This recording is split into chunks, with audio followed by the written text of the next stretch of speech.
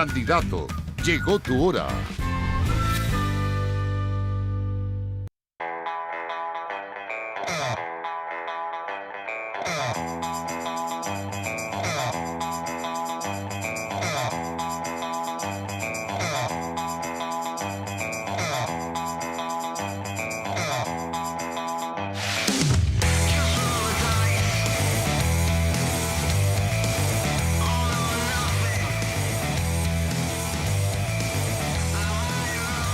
¿Qué tal? ¿Cómo están?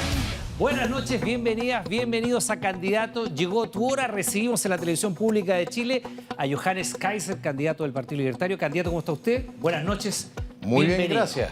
Muy bien, gracias. Encantado de estar aquí. Gracias por la invitación. Es una buena oportunidad para conocer más del personaje, de la persona, de las ideas, del programa. Vamos a tener unos buenos minutos para conversar sobre distintas temáticas. Le quiero presentar a mis compañeros Pero para me estar parece conversando con perfecto. usted en este que es el reloj más intenso de la televisión chilena, Gonzalo Fuyú. Gonzalo. Bienvenido, candidato. ¿Colega periodista deportivo, no? No sé si da para colega, pero trabajé en el rubro. Vamos a Le hablar de voy a muchas preguntar gracias. por eso. ¿eh? Cambia Gloria Arroyo a hablar de temas de mujer. Buenas noches, candidato. Sé que también pasó por la universidad estudiando Derecho. Eso es correcto. Tenemos algo en común. Carolina Urrejola, de temas de seguridad. Buenas noches, Johannes. Bienvenido a TVN. Un placer, pues. Muchas gracias. Con don Nicolás Vial hablaremos de economía. ¿Cómo está, candidato? Un placer tenerlo acá en TVN. Gracias por acompañarnos. Espectacular. Valentina Reyes, ¿cómo será su gobierno? Hola, candidato. ¿Cómo está? Buenas noches. Gracias. Encantado, pues. Muchas gracias. Montserrat Álvarez, migración. ¿Cómo está, candidato? Gracias por estar con nosotros Ya han esta estado noche. juntos Encantado. otras veces. Muchas gracias. Nuestra querida María Luisa Godoy va a hablar de temas de educación. ¿Cómo está, candidato? Buenas noches. ¿Cómo se siente? Más tranquilo de lo que debería, probablemente. ¿No está nervioso? No todavía. poquito, pero ya un bien. poquito. Pero ya bien. Y Carla Zunino. ¿Cómo está, candidato? Salud. Buenas noches. Muy bien, Vamos a hablar gracias. de salud, Encantado. tema relevante. Bienvenido. Perfecto. Gracias. Candidato, giremos para acá para comenzar a Ok. hablar de lo que ha marcado la contingencia de las últimas jornadas, las últimas horas. Y voy a ser preciso en la cita porque sé que la precisión es parte de lo suyo. Oh, sí. Tránsfuga, Sí. no estamos hablando de usted. Deshonesto, le falta decencia, no tiene pantalones, fresco de... Usted ya Correcto. sabe. Estas palabras dijo usted para refutar al presidente Gabriel Boric, quien durante estos días fue hasta la frontera norte de nuestro país a presentar un proyecto de reforma constitucional que le permite desplegar al ejército para resguardos de frontera. Más allá del fondo del tema, quiero preguntarle si no se le pasa el tejo al tratar así al presidente de la República, venga de donde venga, esté en la tienda política No. que esté. No. ¿Por qué? Porque el presidente de la República tiene la obligación de respetar a la gente también.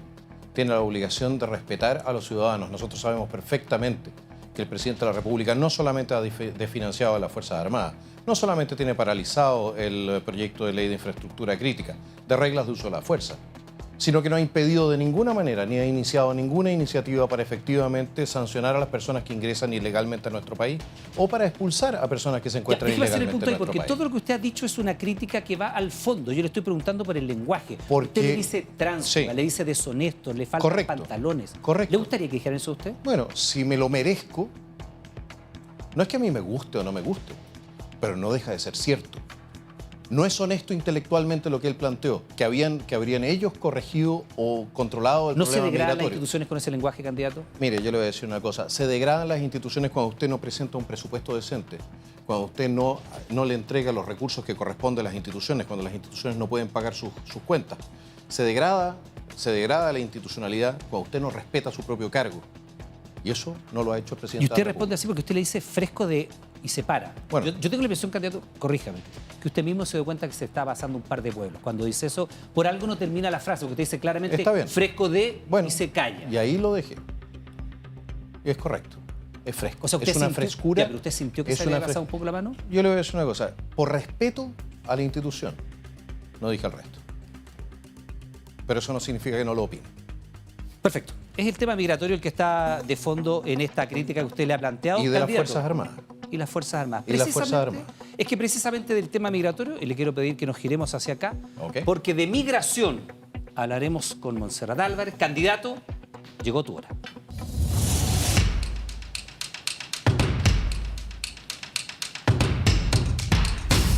Candidato, lo saludo nuevamente. Muy buenas noches. A ver, usted ha dicho que el estado de excepción y las Fuerzas Armadas desplegadas en la frontera norte son un circo. Sí. Y entre otras cosas, la razón por la cual la denomina de circo, porque tienen a los militares trabajando de Uber. Correcto. Con este diagnóstico, ¿qué es lo que debiera hacerse de manera correcta en la frontera norte con las Fuerzas Armadas? ¿Qué es lo que se está haciendo y qué es lo que, en su opinión, se debiera hacer? Mire, lo que se está haciendo hasta el momento es conducir a las personas que son detenidas o identificadas por las Fuerzas Armadas o por Carabineros, son conducidas hasta el puesto fronterizo más cercano, en este caso probablemente investigaciones en Colchane.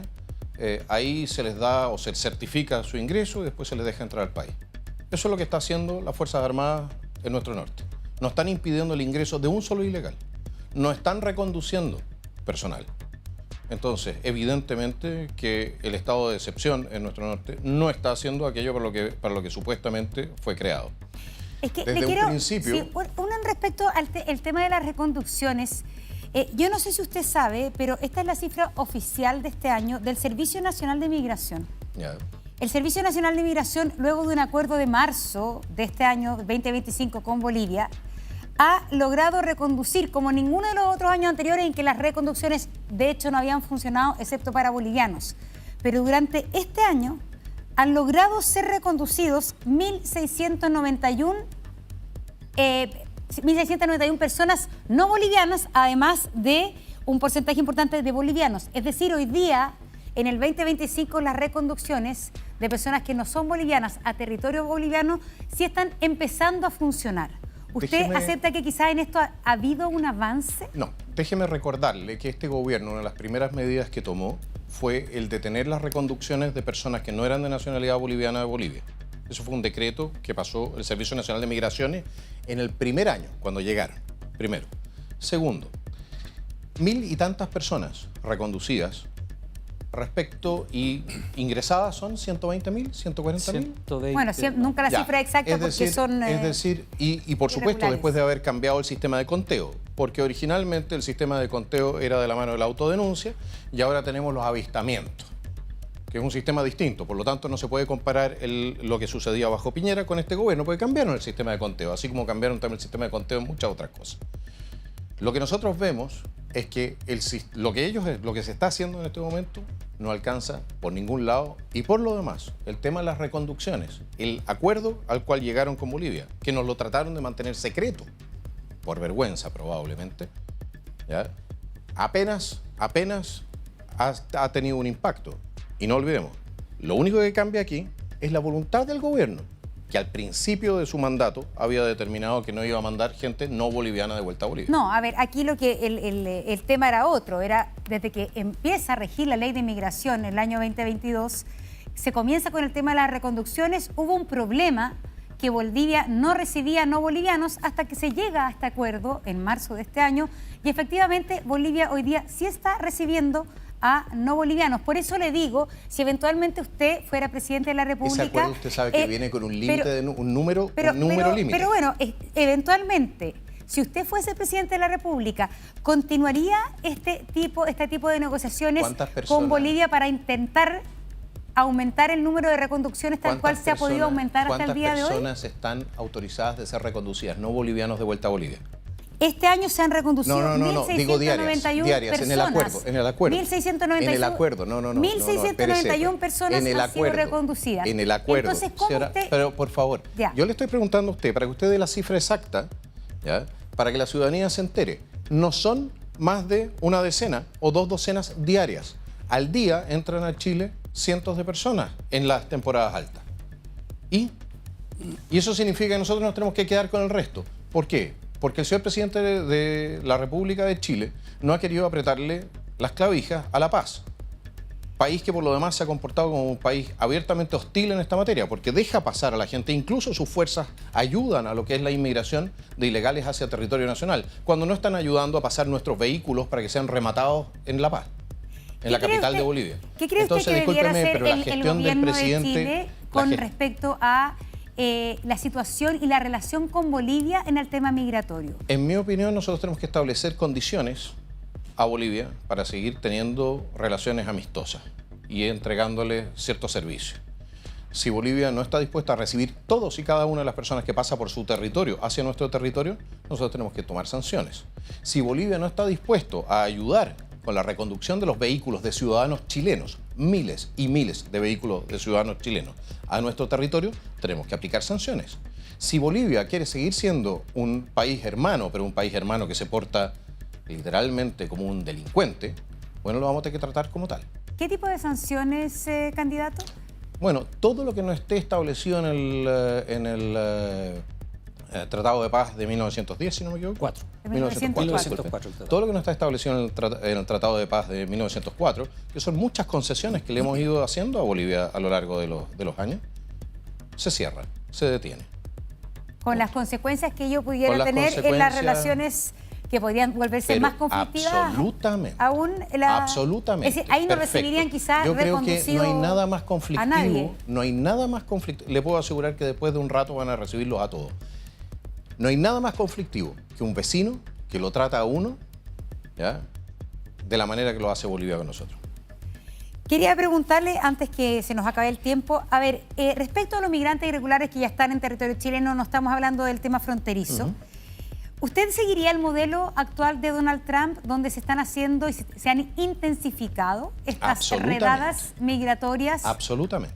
¿En qué sentido usted seguiría este modelo? Por ejemplo, creando una policía migratoria como funciona hoy día la policía de ICE en no Estados necesitamos Unidos. una policía migratoria. Lo que nosotros necesitamos son las facultades para carabineros e investigaciones de ir deteniendo a las personas que vayan identificando y que son ilegales, que se encuentran ilegalmente en nuestro país. Esencialmente eso. Ahora, respecto de lo que es la situación, por ejemplo, de delincuentes de origen venezolano que no podamos redespachar directo a su país. Bueno, ¿por qué no vamos a hacer un acuerdo así como lo hacen los Estados Unidos con El Salvador para deshacernos de ellos? Yo estoy dispuesto a pagar por no tenerlos en Chile, a los miembros del Tren de Aragua. Así como estoy dispuesto a mejorar con mucho nuestras relaciones con los Estados Unidos para que en el caso de que exista una resolución pacífica del conflicto que tiene Estados Unidos ahora con Venezuela, ¿ya?, podamos triangular a las personas que queremos expulsar a través de los Estados Unidos. Pero usted estaría dispuesto en este minuto a pagarle a El Salvador para que pueda recibir a las actualmente personas que han sido decretadas su expulsión judicial. A los miembros del Tren de Aragua, las personas que han cometido delito, que no podemos despachar de vuelta a Venezuela, Porque la mayoría tendríamos de que ver ellos, la modificación, claro, las modificaciones porque la mayoría de legales ellos que lo va, hagan posible. según nuestra modificación, nuestra legislación actual, ellos tienen que cumplir su condena en Chile por delitos graves. Si nadie ha dicho que no se tenga que modificar la legislación. Pero yo le voy a decir una cosa, yo no quiero cárceles desde las cuales opera el Tren de Aragua en Chile. A los Es actuales decir, condenados del Tren de Aragua que van a cumplir condena acá, según nuestra legislación. Preferiría honestamente que cumplieran condena en El Salvador. Ya, y pagar por ello y ¿Por qué que... no? Pagamos aquí igual. Y respecto a las personas que no son delincuentes, que no han cometido delitos y que son detenidas en estas redadas migratorias. Esas personas van ¿Cuál es la política que usted aplicaría? Esas personas van a permanecer retenidas o detenidas hasta el momento en que abandonen voluntariamente nuestro país o puedan ser deportadas de vuelta a su país de origen. ¿Y dónde van a ser retenidas? Porque acá hay un tema, pensando, por lo bajo hay 330.000 personas irregulares en nuestro país. ¿Hay espacio suficiente, infraestructura suficiente para mantener retenidas a esas personas? En primer lugar, usted parte de la premisa de que ninguna de esas personas se va a ir del país. Yo creo que la inmensa mayoría va a pasar solamente por estos campamentos en tránsito, ¿ya? En segundo lugar, aunque así fuese, no puedo premiar la permanencia ilegal de personas en nuestro país. Y eso significa que se va a aplicar la ley y las personas van a mantenerse recluidas hasta el momento de su abandono voluntario de nuestro país en instalaciones que vamos a construir para dicho país. 30 segundos. Esas instalaciones que se van a construir, ¿cuánto tiempo demoran? Porque la verdad es que generalmente se alcanzan a construir en lo que serían 4 años de los un eventual gobierno suyo. un campamento de refugiados usted lo puede construir bastante rápido y las Naciones Unidas probablemente van a poder entregar en ese sentido no solamente dinero para hacerse cargo de este tema, sino que incluso algún consejo de gestión. Es decir, usted lo plantearía como con el concepto campamento de refugiados, estos centros de No, es refugiación. un campamento de reconducción de personas que no debiesen estar en Chile, porque tampoco son refugiados en el sentido En estricto el sentido del, político no. ¿Cuánto tiempo podría pasar una persona en ese campamento de reconducción? hasta que se vaya. ¿Un tiempo estimado? Ilimitado. Máximo, hasta ilimitado. Que se vaya. Pueden ser 2 o 3 años. Hasta que se vaya. Cualquiera puede irse en cualquier momento de nuestro país. Gracias, candidato. Mire, mandar presos venezolanos o delincuentes venezolanos de otras nacionalidades a Bukele? ¿Es una posibilidad? ¿Pagar por ahí? ¿Ha hablado con Bukele de esto? No. ¿No tiene contacto ahí? Pero le puedo asegurar que si ya tienen el modelo de negocio con los Estados Unidos, ¿por qué no suman? Bueno, es parte de lo que vamos a conversar en materia de seguridad por acá, candidato, con Carolina Urrejola, de seguridad. Candidato, llegó tu hora. Dale.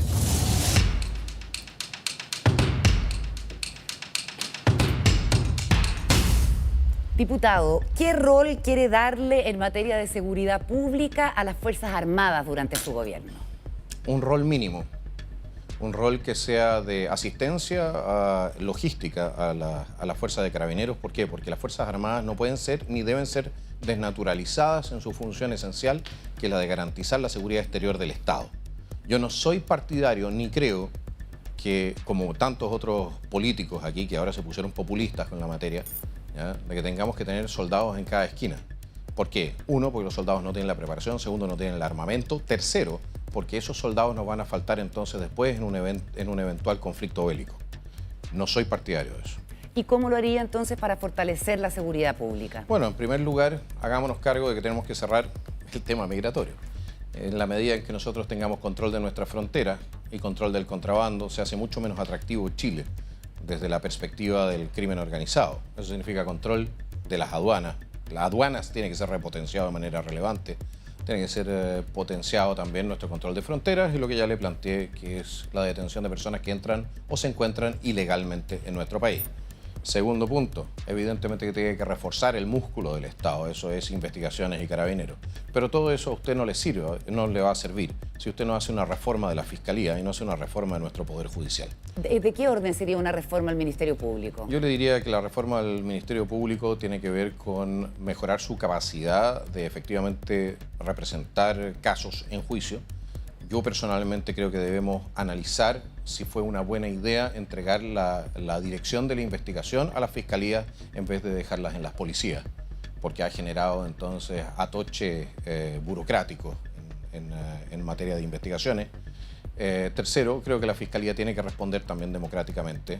Yo creo que fiscalías regionales y nacionales tendrían que responder en el caso de que se produzcan ciertos fenómenos que hemos podido observar, también a través de acusaciones constitucionales, si es necesario. Que tuvieran que dar bastante más explicaciones. Más explicaciones. Porque hay, sobre todo en materia de corrupción política, lamentablemente nosotros vemos una laxitud. Ok, déjeme preguntarle respecto de la macrozona sur. En un eventual gobierno suyo, Sí. ¿usted ordenaría a las Fuerzas Armadas ingresar, por ejemplo, a Temucuicuy? El candidato a senador por la zona, Rodolfo Carter, habla de extracciones aéreas. ¿Qué le parece esa idea? ¿Qué haría usted? Mire, yo soy partidario en aquellos lugares donde Carabineros no puede entrar porque el poder de fuego de la oposición es demasiado grande, decretar estados de sitio que se extingan después de los 10 días, creo que son, en que son dictados. Entran los Carabineros con apoyo de las Fuerzas Armadas y hacen su trabajo policial, ¿de acuerdo? No creo que nosotros debamos empezar a jugar a ser los políticos los que determinamos cómo se realizan qué operaciones. Y entonces, ¿dónde está la responsabilidad de un jefe de Estado No, con lo que la pasa ahí? responsabilidad del jefe de Estado está en decirle al jefe de la fuerza, decirle, ¿sabe qué más? Solucióneme este problema. Y usted lo hace como le enseñaron y usted lo hace de la mano de la doctrina y de los medios que tiene a su disposición. O sea, sí sería partidario de que las Fuerzas Armadas entraran a Temucuicuy. Eso es otra cosa, pero la forma, a mí no se me ocurre decirle a un oficial de ejército, un oficial de carabineros, ¿ya?, cómo hacer su trabajo. Pero el mando civil no está constitucionalmente por sobre el mando militar. Existe mando civil también en el sistema de salud. Y yo creo que el ministro no va a estar encima de cada operación de apéndice o de cáncer diciéndole al doctor qué es lo que tiene que hacer. Ya, usted no daría la orden de que las Fuerzas Armadas ingresaran en esos territorios donde la policía no puede ingresar. Pero creo que nos comprendimos. Yo dije No, que sí no, iba a dar no la lo orden. entiendo. Lo que pasa es que no le voy a decir cómo. Ok, ¿por qué? Porque los técnicos, los especialistas son ellos, no yo. Pero la orden política la daría, digamos. Eso sí. Ok. Usted, De la mano de un estado de sitio de carácter acotado. estado de sitio de carácter acotado. Así es. ¿Qué tan acotado? ¿Dónde estado de en sitio? un territorio, con todas las facultades del estado de sitio, pero territorialmente acotado al espacio que esté ocupado por Ok. las fuerzas, fuerzas armadas con pretensión territorial, que fue lo que dijo entonces el señor, o así las describió Gabriel Boric en algún momento. Déjeme preguntarle por algo que propone en su programa, que es la reactivación del servicio militar obligatorio. Según el Ministerio de Defensa, la totalidad de los cupos de este año se llenaron con voluntarios, que son 6.000. ¿Cómo lo haría usted para que los jóvenes que hoy prefieren otras alternativas eventualmente se interesen? Bueno, el Servicio Nacional Obligatorio, el Servicio Nacional Militar. El Servicio Militar Obligatorio se llama obligatorio porque es obligatorio. ¿Ya? No es voluntario. El hecho de que nosotros hayamos desvirtuado el mismo concepto de esta carga pública, porque es una carga pública igual que los impuestos, ¿ya? No cambia su carácter original. Nosotros tenemos 6.000 voluntarios, eso es correcto. Sí. Pero no se olvide una cosa, el mínimo que requerimos son 12.000. ¿Cómo lo haría para atraer a esos jóvenes? En primer lugar, el mínimo son 12.000 y necesitamos por lo menos 20.000. Perú está reclutando cada año 50.000. Si usted quiere mantener nuestra capacidad de disuasión, tenemos que llegar a los números que nos ha dicho el propio ejército que necesita para poder cumplir con su misión. ¿Y cómo lo haría? Porque Eso este es un significa- desafío a nivel global. Eso significa que nosotros tenemos que hacernos cargo, así como lo está haciendo Alemania, lo están haciendo otros países que están viniendo de vuelta. Tenemos que hacernos cargo que el servicio militar obligatorio vuelva a ser parte de lo que es la formación ciudadana, por un lado. Dos, no puede ser solamente para gente de origen humilde. Tienen ¿Servicio que militar para cumplirlo todos? todo. ¿Obligatorio Exactamente. como en Israel? Tercero, ¿Sí o no? así es. Tercero, Servicio militar obligatorio, así es, hombres y mujeres de servicio- cierta edad. mujeres no. A las mujeres o a las personas que estén incapacitadas para poder realizar el servicio militar obligatorio, como sucede en Austria, podemos abrir la opción de lo que sería un servicio social. ¿Diversidades ¿De acuerdo? sexuales? ¿Usted aprueba que estén en la Me Fuerza está cambiando Armada? el tema, es que todavía no hemos terminado con el tema Es del que se nos servicio acaba el nacional tiempo. obligatorio. Pero es que, bueno, es que si usted quiere hacer un servicio militar obligatorio como corresponde, ¿ya? Usted necesita, por supuesto, también abrir y hacerlo interesante para quienes lo cumplan. No puede ser solamente estar calentando el asiento. Y eso significa, en muchas materias, y ya lo está haciendo el ejército hasta cierto punto, entregarle a muchos jóvenes las herramientas para oficios, para aprender oficios y aprender otro tipo de cualidades que les sirvan en la vida. Y para hacer carrera, incluso. Lo mismo va de la mano también de ciertos privilegios en materia de recepción de ayudas estatales, Correcto. becas, etc. ¿Diversidades sexuales en las Fuerzas Armadas, sí o no? A mí no me interesa lo que haga una persona en su cama. Ok, o sea, no las Eso no es mi- prohibiría. Eso no es mi tema. Tema contingente. ¿Qué solución daría usted a los 40.000 millones de dólares, de pesos, perdón, de déficit que acusa el ejército habrá en el presupuesto del 2026? Usted heredaría Bueno, ¿qué le parece? presupuesto estrecho. Bueno, ¿qué le parece si dejamos de gastarnos la plata entonces en ticket gratis para el teatro? O sea, usted la plata de la cultura la destinaría... Bueno, si la plata de la cultura, la plata de género, la plata de mil cosas que perfectamente tenemos que priorizar lo urgente, después lo importante y después nos dedicamos a las cosas que le parecen importantes a personas que viven solamente en su mundo Redestinaría las universitario. platas, en el fondo. Absolutamente. Muy bien, gracias. Gracias, candidato. ¿Y la cultura no es importante, La candidato? cultura es muy importante. Ajá, Pero pero sabe que no usted, es en esta urgencia usted le quitaría Pero yo plata. le voy a decir una cosa, cuando a usted se le está muriendo a la gente de cáncer, supongo que es más importante el tratamiento de cáncer que ir al teatro. Está bien, son definiciones del candidato Johannes Kaiser. Vamos a bajar las luces, abajo las luces, candidato.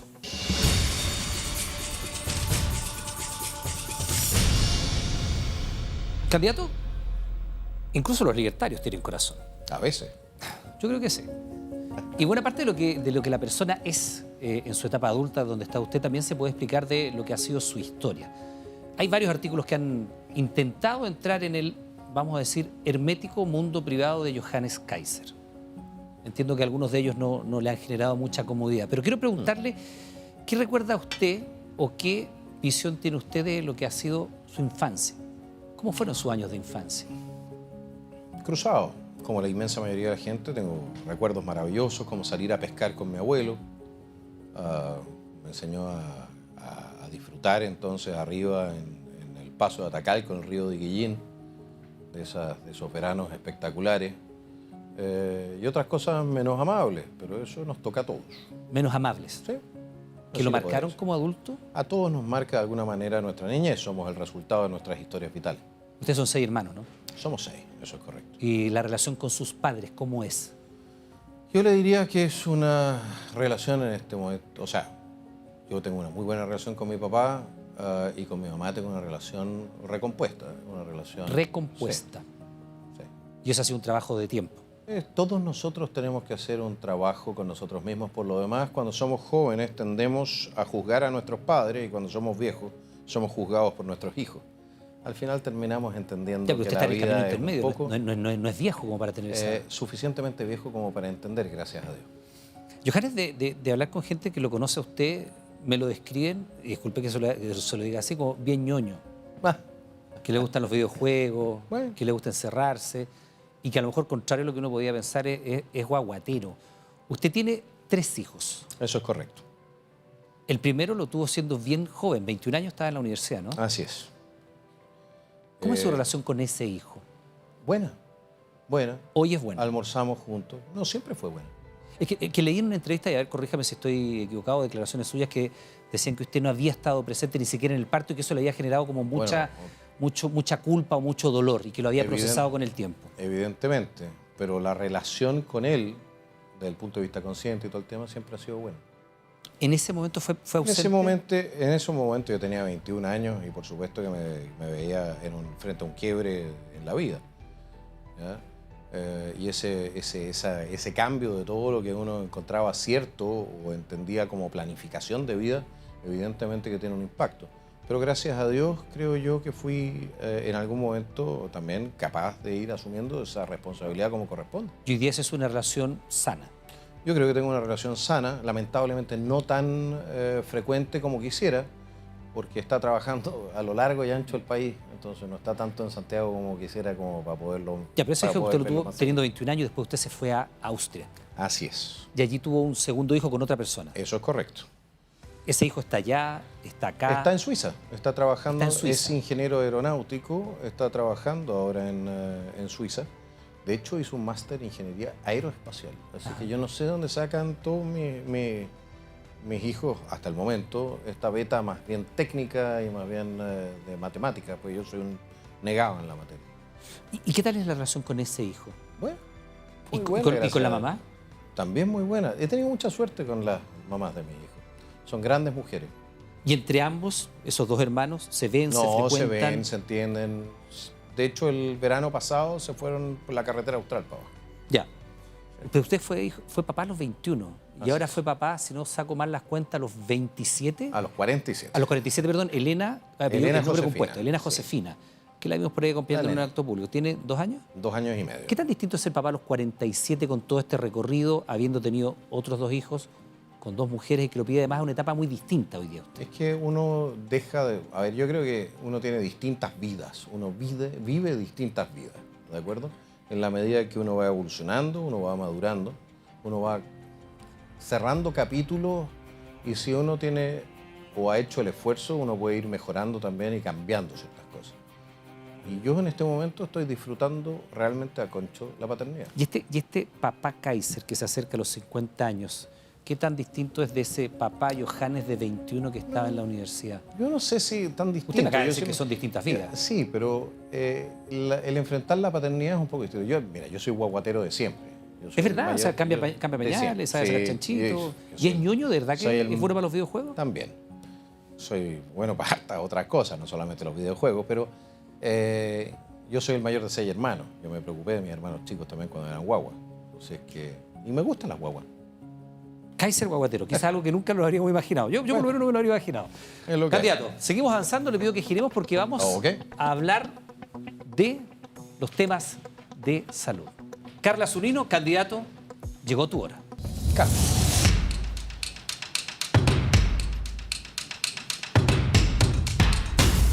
Candidato, buenas noches nuevamente. Mire, no lo veo dentro de su programa, pero sí he escuchado al jefe del área de salud, de su comando, de su programa, al doctor Aliro Galleguillos, que dice que si llegan a gobernar van a salirse o van a retirar a Chile de la OMS, de la Organización Mundial de la Salud. ¿Esa es una decisión que tiene tomada? Si es que gobierna, ¿Chile se va a retirar de la OMS? La Organización Mundial de la Salud es una organización de carácter privado, no sé si usted lo sabrá, que es financiada esencialmente por grandes grupos farmacéuticos. No siempre ha dado el ancho. De hecho, una de las peores decisiones que tomó en su momento fue durante la pandemia, cuando prohibió las obducciones a personas que habían sufrido o habían fallecido del virus COVID. Y esto condujo entonces a muy malas decisiones médicas. En Italia, después, un grupo de médicos ignoró las instrucciones de la OMS y descubrió que los tratamientos que se estaban aplicando o el protocolo que estaba recomendando la OMS no había sido el más adecuado. Con esa mirada crítica, ¿retiraría a Chile de la OMS? Yo voy a retirar a Chile de muchas organizaciones internacionales cuya utilidad no se me descubre absolutamente. Ya, ¿y sobre esta no tiene la decisión tomada? ¿Es algo que No, está la revisando? Organización Mundial de la Salud es una de ellas. Ya, porque su jefe de salud, el doctor Aliro Galleguillos... No nos interesa el pasaporte, el tener el pasaporte internacional de vacuna.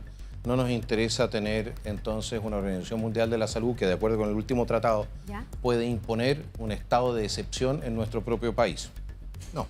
Ya, pero ¿eso en qué puede llegar a beneficiar al ciudadano? Porque finalmente usted dice, por ejemplo, para el COVID... Independencia, soberanía y democracia se llama. Nosotros tomamos nuestras decisiones en ¿Ya? Chile, no un grupo de burócratas que por lo demás son financiados por grandes farmacéuticos. Entiendo su mirada crítica respecto de la soberanía, pero tiene ciertas ventajas estar en la OMS, porque la OMS es una organización que trabaja para vigilar la salud mundial, para mejorar la equidad.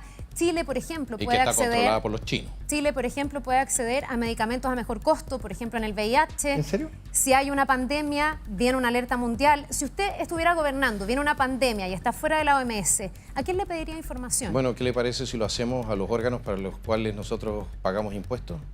¿Cómo cuáles? En Chile existe el Instituto de Salud Pública, Sí, pero que en no Chile vigila existe el Ministerio de Salud. la salud mundial, En ¿no? Chile, no, pues yo no tengo que encargarme de la salud mundial, yo me tengo que encargar de la salud en Chile. ¿Y qué pasa con los chilenos que viajan, que estamos expuestos a virus, que estamos en un mundo global? Bueno, le puedo asegurar de que no le voy a entregar el control de eso a una organización que no está controlada por el pueblo de Chile a través de elecciones y plebiscitos. Ya, para cerrar el tema de la OMS, el jefe de salud de su programa dice que la OMS es un organismo delictual y que él lo nombra como una organización terrorista. ¿Usted tiene esa misma mirada? ¿Es tan profunda? Yo no he escuchado esas declaraciones del jefe de mi programa, pero Lo sí dijo le en el puedo... programa Espejo Pero Constitucional. sí le puedo decir lo siguiente. En mi opinión, la Organización Mundial de la Salud tiene muchas cosas que explicar, especialmente respecto de lo que es la primera etapa del tema COVID, y lo que sucedió con China y el laboratorio en Wuhan, etcétera. Tiene mucho que explicar. Sí, ellos reconocieron que habían estado tarde o lentos ¿Tarde? en su reacción. ¿Lento? Y también se les cuestionó por No creer será un demasiado en el encubrimiento, gobierno, sí. porque el señor Tedros, que por lo demás es un doctor en filosofía, no un doctor en medicina, que el señor que conduce la OMS fue puesto ahí por el propio régimen chino. Ya. Vamos al tema nacional entonces, porque usted me dice que sí se sujetaría o tendría la información de los estamentos nacionales que están trabajando en materia de salud, pero usted en marzo, candidato, tuvo ciertas dudas o esbozó ciertas dudas respecto del plan de inmunización nacional, de las vacunas, del programa de vacunación en Chile. Después usted lo enmendó porque había dicho que eran 72 dosis, después dijo que Sí, no, que en realidad eran eso es 30, correcto. que en realidad creo que son entre 25 y 30, y algunas obligatorias y otras que son opcionales. Eso lo aclaró, pero también en esa oportunidad dijo que las vacunas contienen metales pesados. Algunas. Y eso usted no lo ha aclarado. ¿Qué metales pesados contienen las vacunas? ¿Cómo era? Las vacunas. Etilmercurio se llama, y de hecho, si Que no es me un equivoco... preservante, el timerosal. Sí, y de hecho, en su momento, creo que fue el 2011-2012, el Congreso de Chile pasó una ley que lo prohibió y fue vetado por Sebastián Piñera. Ya, La ley. entiendo. O sea, el Congreso de Chile aprobó una ley para el Congreso completo, respaldado por el doctor Parisi en su momento. ¿Ya? Pasó una ley para que eso se prohibiera y Sebastián Piñera lo Hoy vetó. día, ¿hay alguna vacuna en el programa nacional que tenga timerosal? Porque entiendo que están retiradas. No lo sé. En este momento no lo sé. Ahora sí le puedo decir una cosa. Creo que son las múltiples, la hexavalente o algo así. Son esas las que tienen más posibilidad de tener este compuesto. Ahora, lo que yo planteé fue esencialmente que todo está sujeto a revisión en la ciencia, siempre. Y no soy yo el que revisa eso. ¿Sabe quién lo hace? Lo hacen los científicos, lo hacen los médicos. Y eso significa entonces que va a analizar si es que mantiene o no el Programa Nacional de Inmunización, que ha sido si un el éxito programa, en Chile. yo no he puesto en duda el Programa Nacional de Inmunización. Sí, No, pero cuando dice que hay que revisar supone? la cantidad de Y eso- dosis y dice que hay metales pesados, No, yo lo que dije fue que nosotros habíamos tenido, le expliqué, en Chile se prohibió el uso de timerosal, usted lo sabe, ¿ya? Creo que se sigue usando, no tengo certeza. dosis muy bajas que según No los tengo, expertos no bueno, hacen daño. ¿según la OMS? No, Ok. según los expertos Según la chilenos. certeza, según en su momento había expertos que decían que era complejo. En Dinamarca está prohibido en otros países europeos. En Chile no. Perfecto. Pero es un tema que tienen que decir los expertos, ¿no yo? Vamos a otro tema y algo que usted sí expresa textualmente en el área de salud de su programa. Usted dice en la página 61 que cada individuo es soberano y autónomo, que tiene el derecho fundamental de tomar decisiones de su cuerpo y salud sin coerción e interferencia injustificada del Estado u otros actores del ámbito de la salud. Pero usted también, candidato, se ha manifestado en contra de la eutanasia y el aborto. La ¿Hay una eutanasia no es, contradicción ahí? a ver, disculpen, ni la eutanasia ni el aborto son cuestiones de salud. Tienen un aspecto No, que yo sanitario. La sepa- eutanasia tendría que ser Que yo sepa, realizada por un matar a equipo una médico. persona, Un matar a aborto una también. persona, no, eso no sería un equipo médico, sería un equipo de asesinos. La eutanasia no cura nada. Ya, pero para usted un médico que realiza un procedimiento de eutanasia en los países donde esto Mata. está legislado y está No realiza un legalizado, proceso es un de eutanasia. asesino. Mata. La eutanasia activa significa matar a alguien. Sí, Ese médico no está curando, está matando. pero es a Y lo petición. que sucede con una persona que mata a otra es que no es un médico, es un asesino. ¿No lo convence la dimensión de las personas que tienen un padecimiento grave, irreversible, que sufren un dolor crónico y que piden piadosamente poner fin Por a eso ese tenemos- sufrimiento y tener un buen morir? Esa Por eso, dimensión no por lo eso convence. tenemos lo que se llama la ley de cuidados paliativos. Pero ¿sabe qué? Lo que pasa es que después lo usan, el tema de la eutanasia, para que la gente que no tiene recursos, como en Canadá, gente con problemas psicológicos, como en Holanda, etcétera, puedan empezar a cometer suicidio financiado por el Estado. O sea, Yo no usted estoy dice que- dispuesto, en Holanda, cientos de personas que estaban con demencia y que estaban bajo el cuidado del Estado fueron eutanasiadas. Yo no soy partidario de entrar en la lógica eugenésica de los nazis.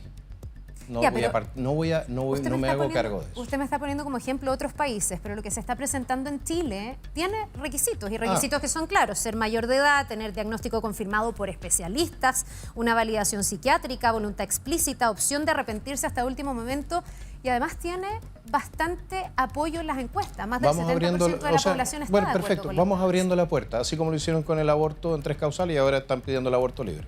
¿A qué se le abre la puerta? A la eutanasia por razones económicas, por razones políticas, por razones de depresión, como ya lo tenemos en otros países. Mire, si lo que pasa es lo siguiente, si nosotros sabemos para dónde van los tiros, ¿Para dónde?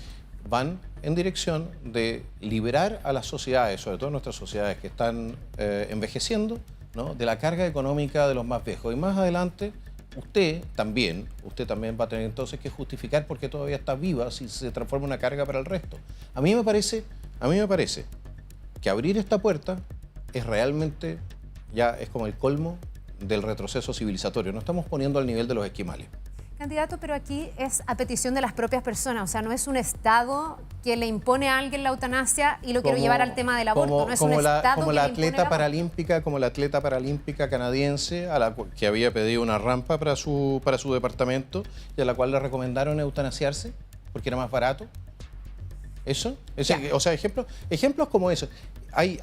Le recomiendo leer el Guardian respecto de cómo en Canadá le están recomendando a los pobres matarse. Ya no confían que quede acotado. No, yo no confío en una izquierda que ha matado a más de 100 millones de personas que no va a seguir matando gente. Y respecto del aborto, ¿usted mantendría las 3 causales? 30 ¿Revisaría segundos. alguna de ellas? El gobierno está apurando un proyecto, digamos, de aborto libre, sin causales. Sí. Hoy día lo que tenemos son las 3 Y causales. vemos ¿Usted que lo que ellos mantendría las 3 plantearon causales? y vemos ¿Retrocedería? que lo que ellos plantearon en su momento era una mentira. ¿Por Dijeron qué? que eran solamente 3 causales y al final siguen impulsando el aborto libre. ¿Para qué?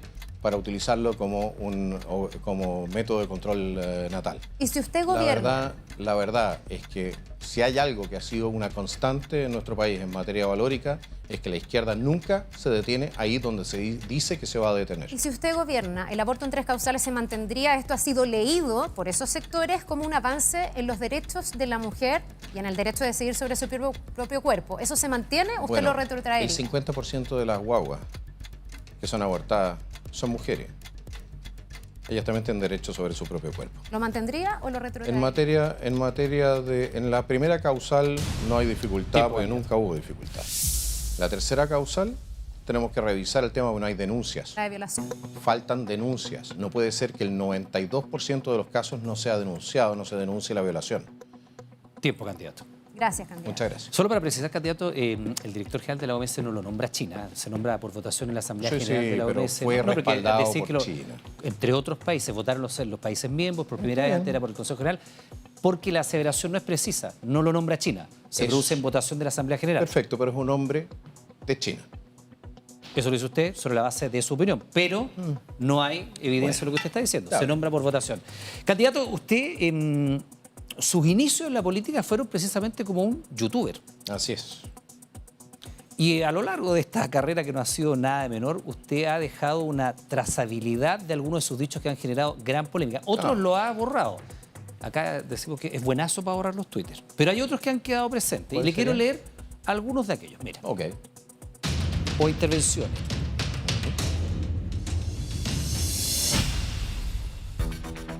Esto decía usted, Johannes Kaiser. La única razón por la que las feministas querían el derecho a voto es porque, como no tenían marido, no podían obligarlos a votar como ellas querían. Arenas vengan a mí. Yo ahí no entendí qué significa la arena venga a mí, pero la primera parte... Es como que venga el infierno. Que venga el infierno. Bueno, explíqueme. Bueno, es una talla. Si una es una talla. Pero, a ver, ¿usted sabe por qué la izquierda estaba en contra del derecho a voto femenino en Chile? ¿Conoce la historia? No, a mí me interesa su opinión sobre esto. Bueno, yo le voy a dar... Pero a mí me interesa su opinión Bueno, sobre yo le estoy explicando. Dale, no quiere mi explicación. Quiero la explicación. Si quiere se la doy, si no se la doy. Quiero su explicación. Ah, perfecto. En Chile se opusieron al derecho a voto porque decían que las mujeres ya votaban a través de sus maridos. Y que como la iglesia controlaba a las mujeres, entonces iban a tener doble voto. ¿Ok? Esa es la razón por la cual la izquierda se opuso hasta el final al voto femenino en Chile, fue porque decían que las mujeres estaban controladas por la iglesia. Esa es historia.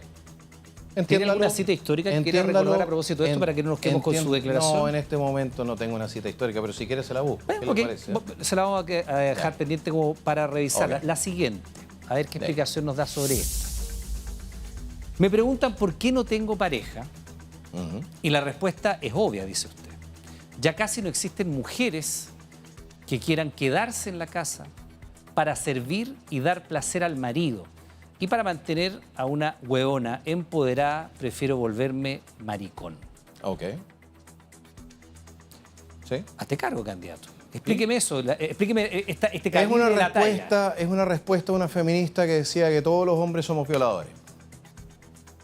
Es ¿Y una usted responde respuesta... así? No, es que ustedes se olvidan el 18-10, como trataron a todos los hombres de Chile, las feministas. Había un extremo, ¿cómo era? Muerte al macho, machete al macho. Pérez, está bien. Bueno, pongamos el contexto. Usted dice que esto es contexto de estallido social. En todo caso, la respuesta va en dirección, no sé si es directamente de estallido social o poco antes o poco después, pero el paroxismo del tema del feminismo,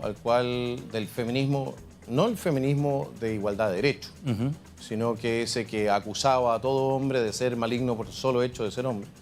Estaba en ese momento, yo lo respondí en algún momento. Ahora, no deja de ser irónico. La puntualización siguiente. No deja de ser irónico. Cita suya, candidato, disculpa. Sí, por favor. Esto es 2017. Ya. 2 años antes del estallido social. Lo que usted me está diciendo que en ¿Y usted- medio del y usted- estallido y usted no me va a social... decir que en ese momento no estaba el paroxismo? Quedándome con lo que usted acaba de decir. Ya. En medio del estallido social le respondo a una feminista. Esto es 2 años antes. Bueno, probablemente haya sido dentro de lo que eran las marchas y toda esa cuestión del tema. Ya, y le parece, solo para, Ya. mire, solo para entender su racionamiento. Porque si a usted le dicen una burrada, usted va a responder entonces con una burrada. ¿O le parece que eso representa su manera de pensar? Fue una respuesta provocativa, para trolear. ¿ya? Fue un tuit para trolear y generar entonces reacciones. Eso fue. Ahora, usted lo puede tomar en serio o no lo puede tomar en serio. Yo personalmente creo que, sí, no se ve especialmente bonito, pero el sentido era generar polémica, absolutamente. Ya, Johan, y no es más, usted es frontal, no es más Hidalgo decir, ¿sabe qué? Es una pésima declaración. Es una pésima, pero sí es una mala pero es que no declaración. lo ha dicho. Porque, Pero o sea, si no tiene, por favor, ¿me la puede poner de nuevo póngame de nuevo la frase. Pero si usted no me está preguntando si creo que es una buena No, yo declaración le o estoy una diciendo, mala hazte declaración. cargo y usted me dice, es una respuesta a una persona. Pero si me hago cargo, usted quiere una Ya, ¿es explicación. una buena o una mala respuesta? Es una mala respuesta. Y usted le ofrecería, porque hay mujeres No, no que... le voy a ofrecer a nadie, disculpe. Ya, ni siquiera alguien que se sienta No, no, agraviado por esto. no, ¿por qué? Que si aparece personalmente, encantado. Ya, perfecto. Pero yo no, Son sus definiciones. Pero yo no le entrego a la prensa el derecho a erigirse en cura y tomarme la confesión. Ni cura ni jueces de nadie. La pregunta es la respuesta no, es suya bueno, y porque la- cuando me piden, es muy típico, es muy propio A ver, pedir entonces que uno pida perdón. no Eso, leemos ni siquiera eso. la No. verdad Pero es Johannes, que ¿sabe para entender? no me gusta. Para entenderlo. Para Pues soy entenderlo. frontal. Sí, por supuesto. Me hago Y quiero cargo. entenderlo. Quiero entenderlo. Porque en esta Ya. visión, que está expresada en esta frase, porque más vamos Sí. a abordar temas de mujer acá, hay una evidente subordinación de la mujer. Usted está diciendo que las mujeres tienen que quedarse en la casa para servir y darle placer y para mantener una Bueno, pero huevona si es una empoderada. provocación, Ya. pues hombre, usted no ha escuchado nunca una provocación. Entonces tenemos que leerlo en ese tono de Es youtuber. una provocación. No, esto no era ni siquiera de youtuber, esto en Twitter. Ya. Esto es una provocación, así como ha habido muchas provocaciones en ese momento, había muchas. Sí, mira, efectivamente lo leo en este momento y suena espantoso. Ya. Sí, ¿qué le voy a decir? Eso. Pero era Eso, una provocación. eso, y sencillamente por lo eso. demás, también desde el anonimato. No desde el anonimato, yo siempre he hecho las cosas con mi nombre. Ya. ¿Y le parece espantoso hoy día? Está bien. Me parece No que suena eso- muy bien. No, obvio que no. Definitivamente no Candidato. De hecho, le pido que gire para acá. Porque precisamente Ya. de temas de mujer conversamos con Carmen Gloria Arroyo. Candidato, llegó tu hora. Claro, esto me lo formateó bien, ¿eh? Candidato. Aplicable el aforismo, es mejor ser dueño de tu silencio que esclavo de tus palabras, ¿no? Cuando uno es ciudadano normal y corriente, uno tiene derecho a decir mucha burrada. Sin duda, hay muchas mujeres que temen a esas palabras y que a pesar de las disculpas y de las aclaraciones que se ha hecho, siguen teniendo aprehensiones respecto a esas frases. Sin embargo, la última votación, año 2024, el 51,2% son mujeres. No se preocupen, estoy casado y mi señora me manduquea, así que creo que el tema de ese tuit debe estar superado. ¿Qué le diría o qué piensa hacer para ganarse la confianza de esas mujeres que tienen temor a estas frases? Yo, honestamente, si usted tiene miedo a un tuit, le tiene más miedo a un tuit que lo que está viviendo afuera en las calles, que la amenaza real y cierta de violencia, de desempleo, de falta de atención médica, de falta de atención en los colegios para los niños. Hay problemas que yo creo que son Pucha. transversales. Disculpe, hay problemas que son transversales y que yo creo que todos estamos de acuerdo, pero su postura frente a la mujer es la que atemoriza o puede contener a varias mujeres No sé. de no emitir su voto por usted. Mi postura frente a la mujer ha sido decir, saga, en primer lugar, creo que soy uno de los pocos que ha estado defendiendo la existencia del mismo concepto de mujer, ¿ya? Ser humano de sexo femenino, mientras que otros en el Congreso hablaban de personas gestantes, personas menstruantes, etc. No.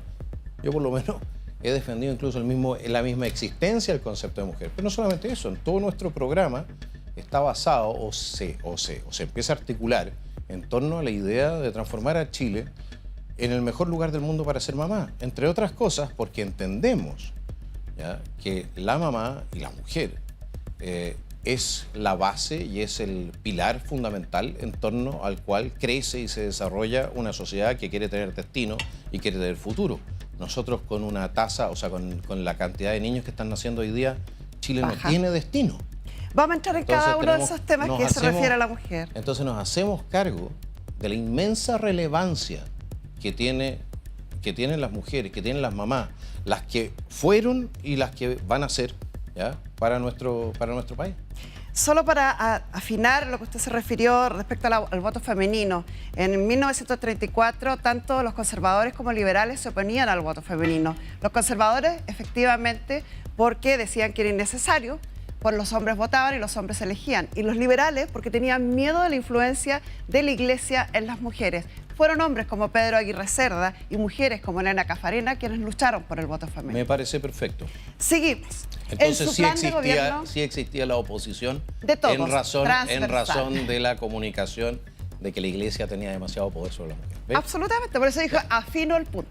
Perfecto. Ministerio de la Mujer. En su plan de gobierno dice, el Ministerio de la Mujer no está haciendo ningún aporte medible, ha sido meridiano desastre. Eso lo afirma en marzo del 2025 en Estado Nacional. Correcto. ¿Va a desaparecer el Ministerio de la Mujer? El Ministerio de la Mujer, así como el Ministerio de Minería, el Ministerio de Agricultura, el Ministerio de Medio Ambiente y tantos otros ministerios, van a transformarse o van a ser reducidos a subsecretarías de ministerios que vayan llevando una confluencia de lo que son las políticas públicas. El gran problema que tenemos en este momento es la falta de conversación entre los distintos estamentos del Estado y eso nos está generando demasiado ruido y demasiada arena en el engranaje. No está funcionando. Y si nosotros analizamos al Ministerio de la Mujer desde el punto de vista de los resultados, el desempleo femenino ha aumentado, la violencia contra las mujeres ha aumentado, todo aquello para lo cual se supone que había sido creado el Ministerio de la Mujer para impedirlo o reducirlo o cuanto menos contenerlo, no ha resultado de la manera en que se Y si esperaba. no ha resultado, ¿no parece más evidente entonces reforzarlo y ampliarlo y a lo mejor fijar más funciones que aminoren, por ejemplo, la violencia hacia la mujer No, que porque sigue en índices altos? Un ministerio es una administración, no es un servicio. ¿Cómo lo suplimos? Cuando yo quiero que una mujer pueda ser protegida, por ejemplo, de violencia intrafamiliar, no necesito un burócrata en el ministerio, necesito un carabinero en la calle que pueda llegar. Necesito que el 133, si yo levanto el 133 y llamo por teléfono a carabineros, haya alguien y me responda. Eso es lo que necesito.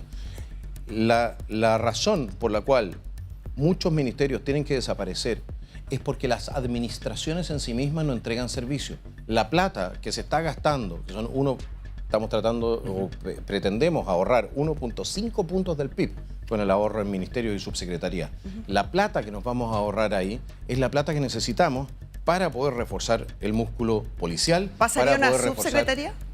Yo creo que en el Ministerio de Capital Humano, de todas maneras. Habla también de desinstalar la ideología de género. Sí. ¿A qué se refiere? Dice, relegar todo rastro de ideología de género, incorporando en forma sesgos, discriminación positiva, privilegios o cupos reservados. ¿Habla de eliminar la ideología de género o más bien la perspectiva de género? Bueno, nosotros creemos que es una ideología, no es una perspectiva. ¿De ¿La acuerdo? perspectiva sí Y la estaría de acuerdo en ideología mantenerla? No, la perspectiva... A ver, si yo hago una política pública, por ejemplo, en materia de defensa o de protección de la madre, por supuesto que tiene una perspectiva que tiene que ver con la mujer, ¿ya? Una cosa muy distinta es cuando usted está sacando fallos en tribunales con una perspectiva de género que tratan de manera distinta a hombres y mujeres cuando cometen las mismas faltas. Se ha discutido O estos cuando- últimos días, perdón, el caso Návila Rifo. O el quien- caso Tocornal. El caso Návila Rifo es del año 2016 y finalmente el año 2018 recién el Poder Judicial hizo protocolos y preparó en perspectiva de género. Distinta hubiera sido la situación y a lo mejor hoy no estaríamos sabiendo que el culpable puede quedar libre. Eso es correcto, pero eso es responsabilidad directa de un poder judicial y de un sistema de cumplimiento. Donde no había de perspectiva un de sistema, género. no, esto no tiene que ver con eso, porque, a ver, si el delito lo hubiese cometido una mujer en las mismas circunstancias, ¿estaría siendo tratada de manera distinta? La pregunta al final es si nosotros queremos igualdad ante la ley o no queremos igualdad ante la ley. Cuando nosotros vemos, pues usted me da un caso, yo le puedo nombrar el caso Tocornal.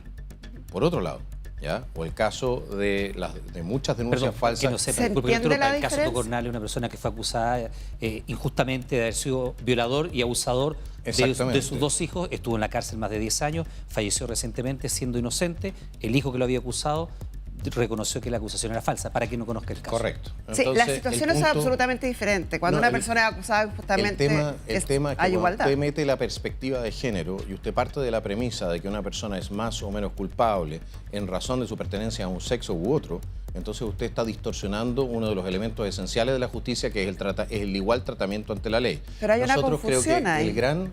Ahí puede no es, ser que yo... porque no es ni más ni menos culpable, sino que la forma como se analiza el caso es la distinta, tomando en consideración ciertas desigualdades. A ver, le voy a dar un ejemplo, ¿ya? Ahí yo me acuerdo un caso que fue premiado por la Corte de Apelaciones de, creo que fue de Santiago de San Miguel, donde una persona fue condenada, un marido, al cual la señora le había puesto los cuernos. Ese caballero se divorció de su señora y se negó a hablar con su señora hacia el futuro, es decir, no hablaba con ella. Lo condenaron por silencio maltratador. ¿Sabe qué más? Hay cosas que realmente empiezan a salirse un poquitito del marco de lo razonable, ¿ya? El hombre no la hablaba, no la contactaba, nada, pero su ex exigía entonces contacto. ¿Cómo? O sea, ni siquiera, ya pues.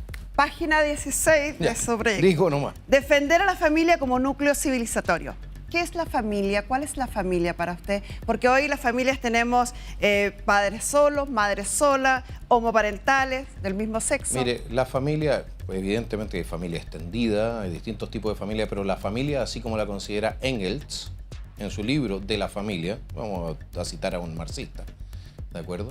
La familia es ahí donde se reproduce la sociedad, es decir, donde está el papá, la mamá y los niños. ¿Y los otros tipos de familia? Los otros tipos de familia, en los otros tipos de familia se producen lazos de responsabilidad y todo tipo de cuestiones, pero evidentemente que es la familia nuclear, donde está el papá, la mamá, donde se producen los niños. Última pregunta, rol de la mujer como cabeza del hogar en su rol de amor, la protección y la unión. ¿Se limita a eso el rol de la mujer?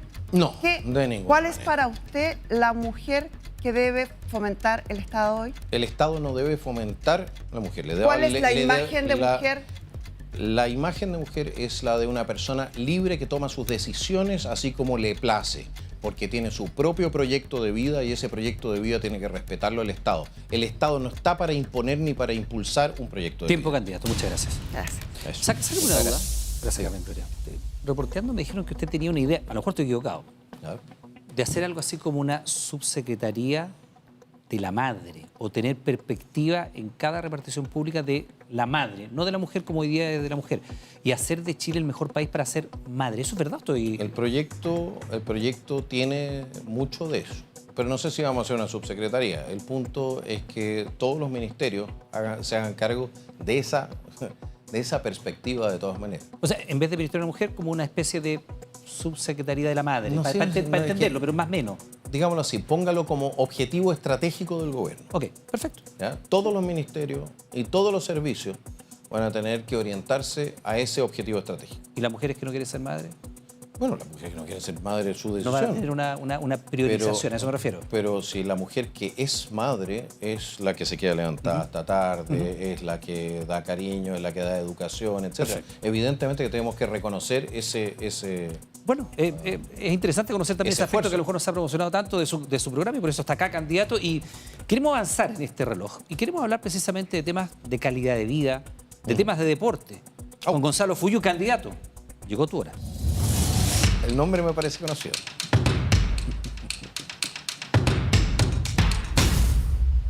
Candidato, el fútbol en nuestro país hace feliz a mucha gente y hemos visto ahora en el Mundial Sub-20 cómo va la familia al estadio, lo vimos en el rugby en Viña, pero ese no es el escenario frecuente, regular, en muchos casos está tomado por la delincuencia, por las barras bravas. ¿Cómo va a hacer usted para enfrentar a las barras bravas? Bueno, en primer lugar, yo no soy un gran partidario de la mano suave o de no perseguir delitos cuando se cometen. De hecho, en algún momento presenté un proyecto de ley que no avanzó, pero que recoge una normativa que existe en Suiza, Austria y Alemania que se llama el delito de violación de la paz. Y eso significa, o funciona de la siguiente manera. Usted se empieza a producir delitos desde un grupo, ¿ya? La policía perifonea 3 veces en un intervalo de cada 3 o 5 minutos, una cosa por el estilo. Y las personas que quedan ahí y siguen participando de ese desorden son detenidas y son todas condenadas por todos los delitos que haya cometido el grupo. Eso respecto de lo que... Eso ha ayudado mucho en materia de lo que es el tema del hooliganismo en Alemania. En Inglaterra, por lo demás, usted también lo sabrá, que las penas son draconianas para quienes cometen este tipo de tropelía. Y yo creo que nosotros tenemos que hacernos cargo de que las personas que son detenidas efectivamente en este tipo de actividades tienen que ser sancionadas de tal manera que el resto, dígase que más, no vale la pena. ¿Y por qué no ha pasado eso hasta aquí, usted cree? Mire, yo creo que aquí nosotros tenemos una serie de temas. Uno es la fiscalía, que está completamente saturada y sobrepasada de casos, pero a veces tampoco puede investigar o no desea investigar. Otro tema es posiblemente también la influencia de los propios clubes. Yo creo que ha habido una degradación de la cultura de los clubes de fútbol, por lo menos de los profesionales en nuestro país. Y los nexos hacia sus barras bravas hoy día hacen temer que las barras bravas tengan mucho más poder del que debiesen en el fútbol profesional. ¿Usted diría que son organizaciones criminales? ¿Así las enfrentaría en un eventual gobierno? Mire, yo no sé si puedo mencionarlas como organizaciones criminales directamente. Sí sé que desde su medio, y eso es algo que tendría que investigar la Fiscalía y deberíamos tener un cuerpo de tareas en esa materia, pero sí sé que desde su medio y desde sus grupos o subgrupos que participan de eso hay mucho delito y mucho crimen organizado también. Eso está claro. Y en esto de reformar la Fiscalía, ¿usted considera, porque algunos lo piden, que puede haber un fiscal que se dedique al tema de las barras bravas? ¿Lo Mire, consideraría? Yo soy partidario de entregarle la facultad de investigación a las policías, no a los fiscales. Creo que los abogados no necesariamente son los mejores para conducir investigaciones. ¿De acuerdo? Quiero que las policías le entreguen los casos listos a los fiscales para defenderlos en juicio, como pasa más en Estados Unidos. Nosotros hicimos una reforma que quedó como a medio camino entre los Estados Unidos y lo que teníamos nosotros con los jueces instructores. Entonces como que no corta ni pincha. Y en ese sentido, la reforma a la Fiscalía, repotenciación de carabineros y, por supuesto, ojo, una propuesta que nosotros tenemos de reforma al Código Penal, que toda persona que haya cometido delito tenga que pagar cuanto menos un porcentaje de la pena efectiva. Y cuando hay un evento en un estadio, por ejemplo, un partido de fútbol de alta convocatoria, ¿la responsabilidad ahí de quién es? ¿Es un espectáculo privado? ¿Es del privado? ¿O es como es un evento de interés muy masivo? ¿Hay una responsabilidad del Estado? Mire, siempre hay responsabilidad del Estado. El Estado no puede renunciar a su obligación de hacer cumplir la ley. ¿De acuerdo? Siempre. El hecho de que un delito se cometa dentro de un espacio privado no significa que el Estado pueda lavarse las manos. Siempre hay una responsabilidad del Estado. Eso no significa que los privados no puedan ser llamados a cooperar en lo que es el trabajo de seguridad.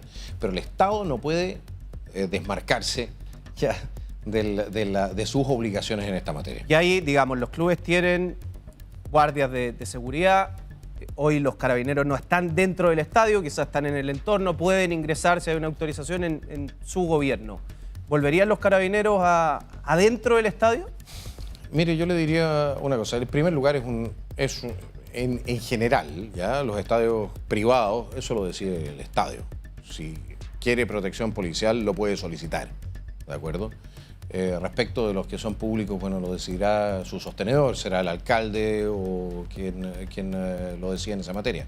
Yo no creo en las soluciones de donde todo sirve igual para todos. ¿Ya? Y en ese sentido, creo que nuestra reacción debe ser un poco más segmentada en la materia. ¿Por qué fracasó Estadio Seguro? Porque, digamos, es un plan largo, empezó en Piñera 1. ¿Qué pasó? Porque las leyes no bastan. Las leyes no se protegen ni se cumplen por sí solas. Se requiere de gente que las haga cumplir. Y cuando no tienen suficiente gente para hacerlas cumplir o no hay suficiente voluntad para hacerlas cumplir, bueno, ahí quedan las leyes. Es lo mismo que pasa con la Constitución. La Constitución no nos protege a nosotros. Nosotros somos los que hacemos que la Constitución nos proteja. Lo voy a cambiar de tema, lo voy a llevar a algo que se está discutiendo, que es el tema de las casas de apuestas. Sí.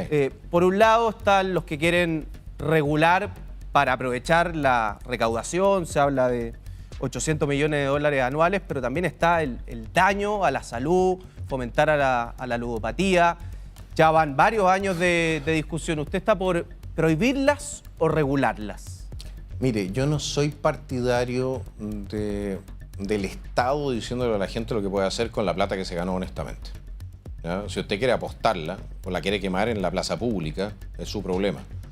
Ahora, efectivamente, el tema de la ludopatía no es un tema menor y debiese existir instrumentos como existen, por ejemplo, en otros países donde tú puedes bloquear a una persona de participar en casas de apuestas o en casinos y eso efectivamente se transforme en una herramienta que le permita, por ejemplo, a los familiares proteger el patrimonio de la O sea, entiendo, de la sería regularlas con ciertos matices. Yo prefiero regular el sistema que dejarlo completamente en negro. Eso es efectivo. Lo quiero... Porque que apuestas van a ver. No le quepa la menor. ¿Usted prefiere que haya un control y que haya alguien una superintendencia que regule eso? Por último, el daño... no queremos que sean menores de edad. No queremos que la gente se arruine con esto. Queremos que la familia pueda, por ejemplo, interponer, o por ejemplo la esposa o el marido puedan interponer una cautelar para que una persona no pueda participar de las apuestas. Todo eso son cosas que podemos considerar. Pero no olvidar que este tipo de actividad es muy difícil de prohibir efectivamente. Dijo, cambiándolo de tema y llevándolo a los clubes, a la ley de sociedades anónimas deportivas, usted, pese a ser libertario, dijo que no le gustaba que los clubes tuviesen dueños. ¿Me podría explicar eso? No me gusta sería? Porque el club, por definición, ¿ya? Es una asociación libre de personas, ¿ya? Que entonces persigue un objetivo determinado, un deporte determinado, ¿ya? Y una empresa tiene dueño. Es una empresa, no es un club, ¿ya? Entonces pierde la característica original de lo que eran los clubes como los conocimos. Y de alguna manera tengo la impresión de que se ha ido perdiendo el carácter de los mismos y se concentra mucho la atención en maximizar las utilidades y no necesariamente ¿Impulsaría en un cambio de modelo, por ejemplo, deportivo. ¿no? ¿Impulsaría un cambio de modelo? No sé si impulsar un cambio de modelo, pero lo pensaría. Tiempo, candidato. Muchas gracias. Gracias, Gonzalo. ¿Tiene Gracias. equipo, Gracias. candidato? Acá en ¿Cómo? Chile, no me diga el Innsbruck, pero acá en Chile. Tenía equipo. ¿Tenía? Es que no me gusta el negocio en el fútbol. Pero no me gusta ningún ni la club. política ni ¿Y los qué negocios en el equipo fútbol. tenía? La Católica. La Católica. ¿Y ahora? No, estoy...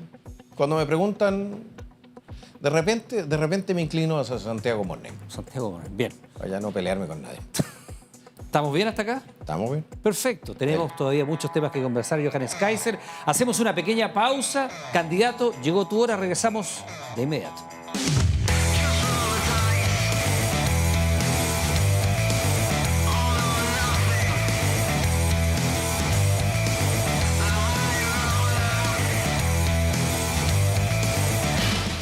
Au.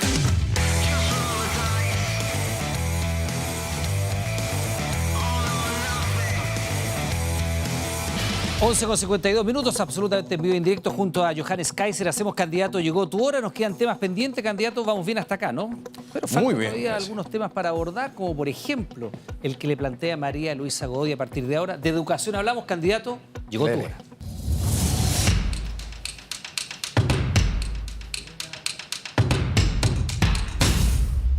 Candidato, buenas noches. Vamos a educación. Usted le da un rol preponderante a la familia y a los individuos en su modelo de educación. ¿Qué rol le cabe al Estado en su propuesta? El Estado tiene que garantizar que aquellos que no pueden financiarse una educación tengan acceso al recurso necesario. Nosotros estamos planteando una revolución desde el punto de vista de que nosotros no queremos financiar el aparato, ¿ya? Queremos financiar la educación. Queremos que el servicio que recibe el alumno, ¿ya? Efectivamente lo faculte para poder desarrollarse y para poder integrarse dentro de lo que es el siglo XXI, que por lo demás trae desafíos absolutamente increíbles desde el punto de vista de la evolución tecnológica. Hoy los colegios particulares subvencionados y los públicos tienen un subsidio por alumno con reglas y fiscalización. ¿En qué se diferencia su modelo de voucher con el actual financiamiento a la demanda? Bueno, en primer lugar, lo que nosotros estamos proponiendo es entregar todo el sistema estatal de colegios a los profesores públicos. Nosotros estamos proponiendo que los colegios que hoy día están bajo control SLEP o bajo control municipal pasen a ser controlados por cooperativas de profesores, por las cooperativas de profesores de esos colegios y entregarles directamente los recursos. ¿Se acaba el SLEP entonces? Se acaba el SLEP, se acaba la municipalización, entregamos generamos autogestión, entregamos, o sea, lo que vamos a crear es un nuevo sistema de colegios autogestionados públicos, financiados directamente desde el Estado, administrados profesionalmente de la mano de lo que es una ley de cooperativas especial para este tipo de instituciones y donde los profesores, junto con los apoderados, terminen tomando las decisiones estratégicas del proyecto educativo. ¿Total libertad de cobros y admisión, por ejemplo? No de cobro, porque nosotros vamos a estar pagando. Si van a seguir siendo colegios públicos. ¿De acuerdo? Pero no habría La nada de admisión- copago, por ejemplo. ¿Cómo? No habría nada de copago, por si ejemplo. hubiese, por ejemplo, o sea, si los padres se pusiesen de acuerdo con la cooperativa para hacer un aporte, no estaría prohibido. ¿Y qué pasaría, por ejemplo, con los hijos de migrantes en situación irregular? ¿Tendrían derecho a estos mismos vouchers y matrícula en cualquier colegio como un No. niño chileno? No. No. ¿Y qué opción habría para ellos? Tienen que irse con sus papás a su país de origen. Y si están Y en punto. Chile igual, entonces andarían vagando por las calles, no irían a un colegio. Si hay niños extranjeros en Chile, nuestra obligación, y están ilegalmente en Chile, nuestra obligación es devolverlos a su país de origen. Pero sabemos no que es eso tiene mantenerlos- una no es demora y mantenerlos que hay acá. muchas veces que no se van. O sea, Perfecto, estarían vagando en las calles, de alguna manera. pero yo le voy a decir, no van a estar vagando en las calles porque como nosotros ya lo planteamos en una propuesta anterior, a las personas ilegales que sean identificadas en Chile, esas personas van a ser resguardadas y van a permanecer en campamentos de tránsito hasta el momento que abandonen el país. Perfecto. Candidato, usted dice textual en su propuesta en educación, promover el respeto hacia carabineros y las Fuerzas Armadas mediante su presencia en escuelas, como medida preventiva y formativa que refuerce su rol en la defensa del orden y la paz. ¿Nos puede explicar qué significa eso y si habrían carabineros al interior de los colegios? Sí, por supuesto. Pues Carabineros puede ir y visitar los colegios y presentar lo que va a hacer o lo que es la actividad de Carabineros a los alumnos. Nosotros de niños todavía tuvimos muchas de esas actividades. Pero, por ejemplo, los liceos públicos, hay manifestaciones o están los overoles blancos, ¿usted dejaría entrar a carabineros no solamente a los colegios? dejaría entrar, los mandaría entrar a detener a todas esas personas y se les aplicaría Ya. la ley. ¿Y ahí cómo no evitaría una escalada de violencia mayor? Bueno, cuando O estén un todos, enfrentamiento. no, yo no evito enfrentamientos. Yo impongo la evitaría ley. enfrentamiento. Yo impongo la ley. ¿Y ahí qué Tenemos pasa con más de los- 50. ¿Cuántos eran los alumnos todavía que se quemaron en el Instituto Nacional? Una veintena. ¿Cuánto ha podemos servido, chequear. ¿Cuánto ha servido el evitar enfrentamientos en esta materia? Quiero decir una cosa, nosotros no nos vamos a dar el lujo de mantener nuestra educación pública, nuestros liceos emblemáticos en poder de grupos terroristas. Pero en una escuela hay muchas personas y no Sí. necesariamente están todos en enfrentamiento. Eso hay es niños correcto. chicos, hay otros que pueden estar en Y es una por eso hay biblioteca, que hay entrar- apoderados. ¿Cómo usted evitaría, por ejemplo, un asesinato a un niño en una Perdón, establecimiento 35 alumnos educacional? quemados en el Instituto Nacional Barros Arana, 35. en el INBA. Y hay algunos que todavía están con No, secuelas pero permanentes. solo para el colegio y Bueno. la cárcel. ¿Cómo evitaría Bueno, que sucedan usted cosas como detiene, esa en el colegio? usted detiene a los delincuentes. Si yo no puedo simplemente entregar... Mire, usted no negocia con terroristas. Yo no le voy a entregar nuestros colegios al terrorismo. No se lo voy a entregar a esos... Por lo demás, no nos olvidemos de una cosa. Muchos de esos niños o alumnos menores de edad que están siendo utilizados como carne de cañón por adultos, ¿ya?, para aterrorizar a las comunidades educativas. Vamos a sacarlos de ahí. Para que Punto. nos quede claro entonces, si hay cualquier manifestación o hechos de violencia grave al interior de un colegio, ¿entraría Carabineros? No existe ningún delito en Chile que no vaya a ser perseguido por Carabineros. No existe ninguna situación o calidad de persona que esté por sobre la ley.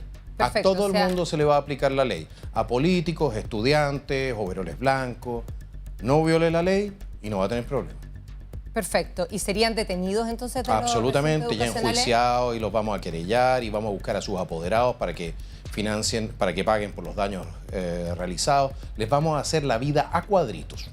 Vamos con un sí o un no, ¿le parece? Actualmente la educación escolar es obligatoria y puede la fuerza pública llevar a un niño, aunque sus padres no lo quieran, a que vaya a clase. ¿Usted está de acuerdo siendo libertario con esto? ¿Sí o La no? educación es obligatoria, existe lo que se llama el homeschooling. Mire, lo que es obligatorio es que los niños sean educados y nosotros no vamos a cambiar nada de eso. Perfecto, o sea, sigue de acuerdo. Hoy en nuestro país la ley prohíbe el lucro en educación escolar y universitaria. ¿Está de acuerdo con esto, sí o no? No ha funcionado especialmente bien, tengo la impresión, ¿no? Perfecto, no está de acuerdo. La definición de lucro tendríamos que analizarla, pero en principio yo estoy de acuerdo con que, por ejemplo, fundaciones que tienen o que dicen ser sin fines de lucro sean efectivamente sin fines de lucro. Que colegios que dicen ser sin fines de lucro sean efectivamente sin fines de lucro. Ahora, sinceremos las cosas. Si alguien quiere establecer un establecimiento educacional para ganar dinero con él y ofrece un buen servicio educacional, no hay un problema. Perfecto. Y la actual ley de convivencia que se está tramitando actualmente en el Congreso propone prohibir la expulsión de estudiantes de los colegios. ¿Usted está de acuerdo con esto? Absolutamente en desacuerdo. Creo que yo no estoy dispuesto a sacrificar el derecho de los alumnos a estudiar para beneficiar a alumnos que quieren impedir los estudios. Candidato, usted lo quiero citar nuevamente textual porque dice: la oferta literaria en las bibliotecas de todo el país serán revisadas para garantizar una real diversidad de la mirada histórica, reciente y antigua para eliminar el sesgo ideológico. ¿Puede explicar mejor esto y si hay libros que retiraría de bibliotecas? No retiraría, pero complementaría. A mí me parece que los niños tienen derecho a leer todas las versiones de los distintos eventos históricos que ha vivido nuestro país. Y eso parte desde carrera, pues vamos a tener, supongo que vamos a tener, no solamente vamos a tener a O'Higginiano en la biblioteca, sino que también vamos a tener a carreristas. Ya no es que sacaría ningún libro, sino que habría de todo. Prohibir libros, ¿sabe qué más? Yo no soy de la onda de prohibir libros, no me gusta prohibir libros. A mí me gusta que la gente lea y en lo posible lea también aquello con lo cual no está de acuerdo. Vamos con qué haría con el modelo de financiamiento para la educación superior, qué haría, por ejemplo, con los deudores del CAE. ¿Qué vamos a hacer con los deudores del CAE? Yo no les puedo quitar el peso de esa deuda. Podemos tratar de renegociarla en algún momento, en algún punto, pero tengamos algo claro. Yo no le puedo... No es tarea del Estado en esta materia decirle a una persona que efectivamente hizo uso de este crédito, ¿ya? Que bueno, se lo va a pagar ¿quién? ¿La señora Juanita que está esperando la operación de cáncer? No puedo. No puedo simplemente destinar recursos. No puedo destinar recursos que necesito para seguridad, que necesito para control de frontera, que necesito para cárceles, que necesito para echar a andar la economía, que necesito para pagar la deuda externa. No puedo destinar recursos para salud y para educación en condonar el CAE. Le preguntaba a todos los candidatos para ser igual con usted, ¿su prioridad en educación? Mi prioridad en la educación es la primera infancia. Perfecto. Absolutamente. Muchas gracias, candidato. Candidato, muchas gracias. Vamos a hablar ahora de cómo sería su gobierno. Las políticas primeras, los primeros días. Con Valentina Reyes, candidato, llegó tu hora.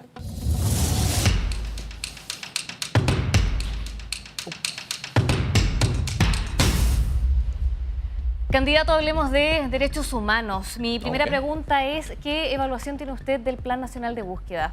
Yo tengo una muy mala evaluación del Plan Nacional de Búsqueda porque empieza en el lugar equivocado.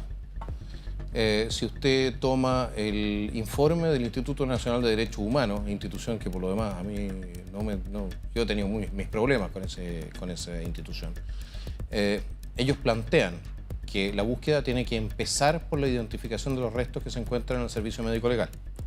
Yo tengo un proyecto de ley que ahora se aprobó en primera instancia, se le pusieron indicaciones, en la comisión se rechazaron las indicaciones, probablemente pase al Senado en las próximas semanas, que lo que hace es hacerse cargo de eso, de identificar los restos y con eso generar la instancia base de información que se necesita para continuar con la búsqueda, en el caso de que haya personas que todavía no estén en poder del servicio médico legal. ¿Y qué haría usted? ¿Cómo cambiaría ese Plan Nacional de Búsqueda? Bueno, primero, y en el menor tiempo posible, los miles de protocolos de identificación que están abiertos, de detenidos desaparecidos, que están abiertos en el servicio médico legal, vamos a ver que el servicio médico legal u organizaciones contratadas en el extranjero, laboratorios especializados, nos digan de qué personas o a qué personas pertenecen esos restos. Una vez que tengamos esas certezas, ¿ya?, podemos continuar tratando de reconstruir la historia de aquellas personas que no hemos encontrado todavía.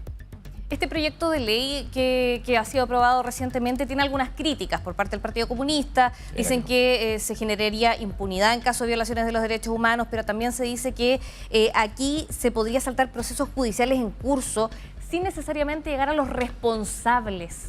Dice... ¿Cómo responde? A ver, en primer lugar, eso estaría del juez, no del Partido Comunista, decidir si un proceso A ver, en primer No, lugar, pero son críticas al sí, lo que proyecto. usted no puede decir jamás es que la identificación de la prueba en un caso no es necesaria porque usted quiere entonces sacar una ventaja procesal. Eso no corresponde, ¿de acuerdo? Si usted tiene detenidos desaparecidos en su poder y los tiene hace más de 20 años, su obligación moral, ética y también de la justicia es identificar a esas personas y sobre la base de esas identificaciones devolver los restos y avanzar con los procesos. Y llegar a la verdad, llegar a los responsables de esto. Bueno, ese es parte del proceso, pero eso es un tema que le toca a los jueces, ¿de acuerdo? No nos toca a nosotros mantener eternamente abiertos los casos porque los jueces no hacen su trabajo. 1, 2, porque no es correcto que las familias, que las mamás, los papás, que muchos de ellos ya han fallecido, los hermanos, a veces los hijos, estén falleciendo sin que les haya entregado su deudo. El Estado de Chile tiene esos restos de detenidos desaparecidos en su poder, en el servicio médico legal. Si hay secuestro permanente hoy día, no lo realizan las personas que están condenadas por secuestro permanente, sino que aquellos que tienen esos restos de detenidos desaparecidos en su poder no los identifican y no los entregan. ¿Usted dice que el Estado está Así es, el realizando secuestro Estado permanente? está violando los derechos humanos de esas personas y de sus familiares de manera flagrante, en mi opinión. Candidato, acá el Servicio Médico Legal también ha advertido que hay limitaciones para cumplir con este proyecto de ley en caso que se apruebe. ¿Cómo usted subsanaría esas limitaciones de las cuales el mismo Servicio Médico Legal ha hablado? Las limitaciones técnicas van a ser subsanadas desde el punto de vista técnico, como corresponde. Ahora también le voy a decir una cosa. El Servicio Médico Legal está siendo conducido, creo que el pololo o el ex pololo de la señora Camila Vallejo, un médico cubano, es ahora el subjefe del Servicio Médico Legal. A mí no me sorprende que encuentren ahora obstáculos de otro tipo para identificar. ¿Pero tiene los recursos del Servicio Médico Legal para hacer Bueno, este si proceso no en 2 años? le voy a decir una cosa. Este compromiso, absolutamente, van a estar los recursos. Van a estar los recursos para que se identifiquen a estas personas. Y si no se identifican en Chile, se identificarán en el extranjero, que por lo demás no sería el primer caso porque se ha hecho en otros que tenían más relevancia mediática. Candidato, anteriormente. quería llevarlo a otro tema, las relaciones internacionales en su gobierno. Hoy día Chile es parte de las Naciones Unidas en su futuro gobierno. ¿Vamos a seguir perteneciendo a Naciones Unidas? A la Asamblea General sí, al Consejo de Seguridad también, en el caso de que seamos electos para el Consejo de Seguridad, pero a muchas otras organizaciones, suborganizaciones de las Naciones Unidas, no. Aparte de ¿qué organizaciones? Por ejemplo, la ACNUR. Ya, ahí no. No. Se saldría. No tengo...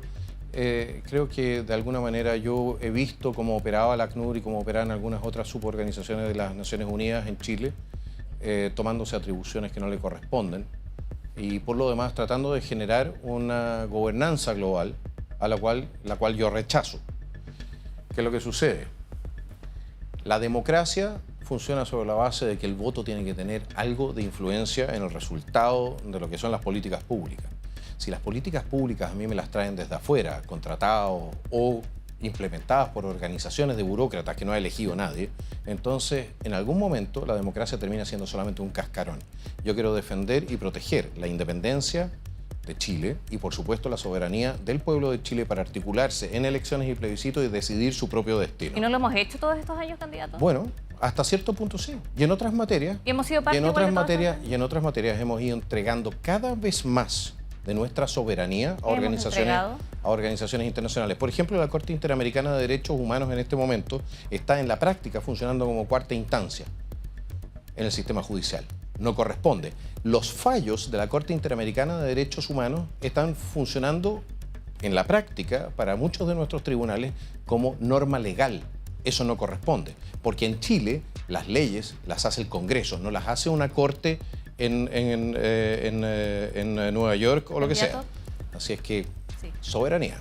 Quería seguir conversando de relaciones internacionales. ¿Qué pasaría en su gobierno con Venezuela? ¿Usted buscaría restablecer relaciones? ¿Cómo sería su relación con Venezuela? Yo voy a estar feliz de reconocer a Edmundo González como el presidente electo de Venezuela y de hacer todo lo posible para que Edmundo González pueda instalarse como corresponde para gobernar al pueblo que lo eligió.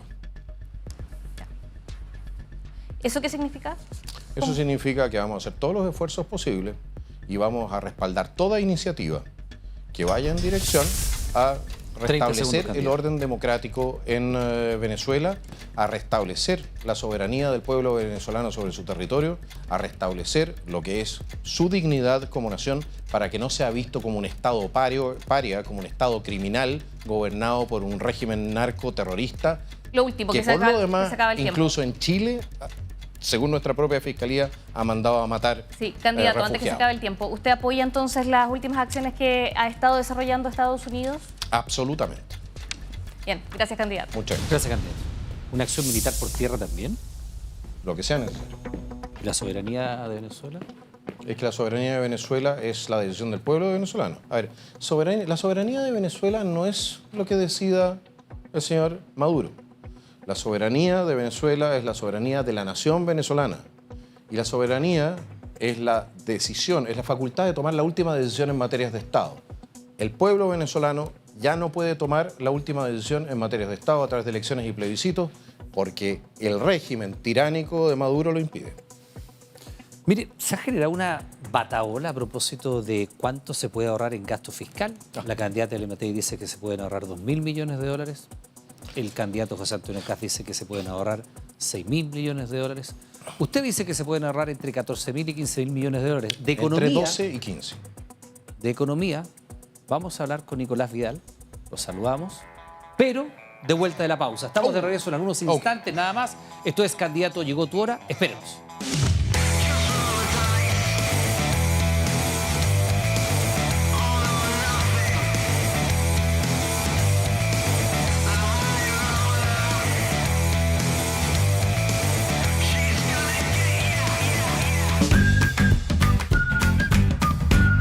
Estás viendo Candidato Llegó Tu Hora.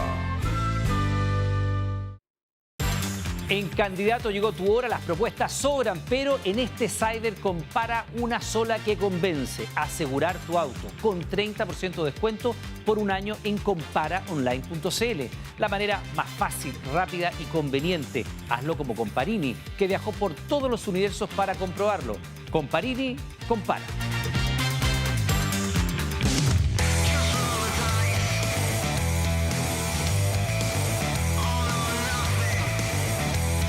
Continuamos haciendo Candidato Llegó Tu Hora y estábamos hablando de materias económicas. Nicolás Vidal habla con usted. Candidato, llegó tu hora. Candidato, última estación. Hablemos Hola, de economía. Nicolás. ¿Qué tal? Plan económico del sentido común, que es lo que usted plantea en su programa de gobierno.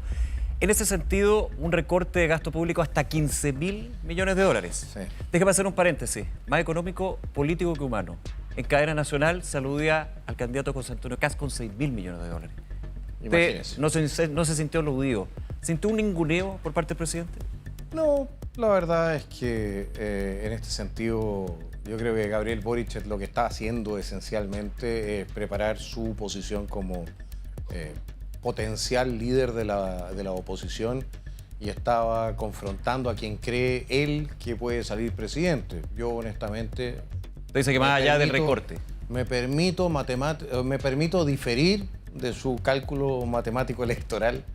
Creo que nosotros vamos a pasar a segunda vuelta. Ya, vamos con el recorte. 15.000 millones de dólares. Ya lo comentaba con Carmen Gloria, fusión de Entre 12 y ministerios. 15.000. Entre 12, ¿por qué entre 12 y 15.000? Porque depende, hay una brecha importante. Porque depende de las necesidades que vayamos descubriendo. No nos equivoquemos en una materia. El financiamiento de la PGU requiere que nosotros pasemos de la toma de crédito al financiamiento a través de ingresos permanentes. ¿Ya? Si usted, no importa si el proyecto de ciertos candidatos de la oposición o del gobierno, los dos al final terminan incurriendo en crédito. Uno es contra los trabajadores, el otro, que estaba propuesto por lo menos por el señor Fontaine, era endeudarnos en el mercado de bonos. Pero le voy a decir una cosa, una prestación social del tamaño y de la relevancia que tiene la PGU no puede financiarse con... Usted dice, sin aumentar el gasto crédito. fiscal, sin recurrir a deuda pública ni impuestos nuevos. Bueno, porque tenemos... ¿De dónde saco la plata? Porque tenemos muchísimo mal gasto. Tenemos muchísimo mal gasto. Entre otras cosas también ciertas cosas que se han ido instalando a lo largo del tiempo. ¿Pero cuál es lo más urgente cuando usted llega a la moneda? Yo le diría que lo más Recorte. urgente en una primera instancia es el recorte de los ministerios. Ya. Y la fusión de ministerios, la fusión de subsecretarías nosotros podemos Un punto pasar... y medio del PIB, usted dice que ahorra. 1,5 Son del PIB, es lo que dice, 4.954 millones. es lo que dice Víctor Espinosa, que es el especialista asesor en esto. económico. Bueno, pero no se olvide de una cosa, si uno tiene asesores en razón de la falta de conocimiento técnico propio. Ya, pero esa es la postura que tiene. Entonces, ojo, también plantear, Víctor Espinosa en una entrevista en Pulso, si no me equivoco, decía que habló con Federico Stussenegger, Sí, ministro de Javier Milei. yo también he hablado con él. Ya. Y usted también le dijo que quería recortar 15.000 millones de dólares de gasto público y le dijo, ¿por qué no lo hacen en un mes? ¿Se puede en un mes?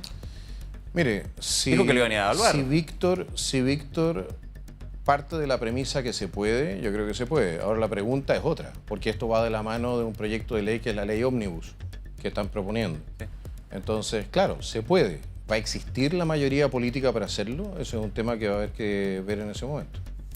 Hablemos de otro punto y tiene que ver con los impuestos. De hecho, usted también plantea invariabilidad tributaria 50 años para empresas, grandes empresas, para atraer la inversión. Para atraer inversión, correcto. ¿No es de alguna manera ceder soberanía también en términos financieros? No creo que sea ceder soberanía el ofrecerle un negocio cierto y cumplir con la palabra a inversores que vengan aquí a generar empleo y vengan a sacarnos de la parálisis económica en la cual estamos metidos. 200.000 empleados públicos afuera, buen chileno. Eso es lo que plantea, sí. Posiblemente. Por lo menos. ¿Una auditoría escritorio a escritorio como ha sostenido José Antonio Kast?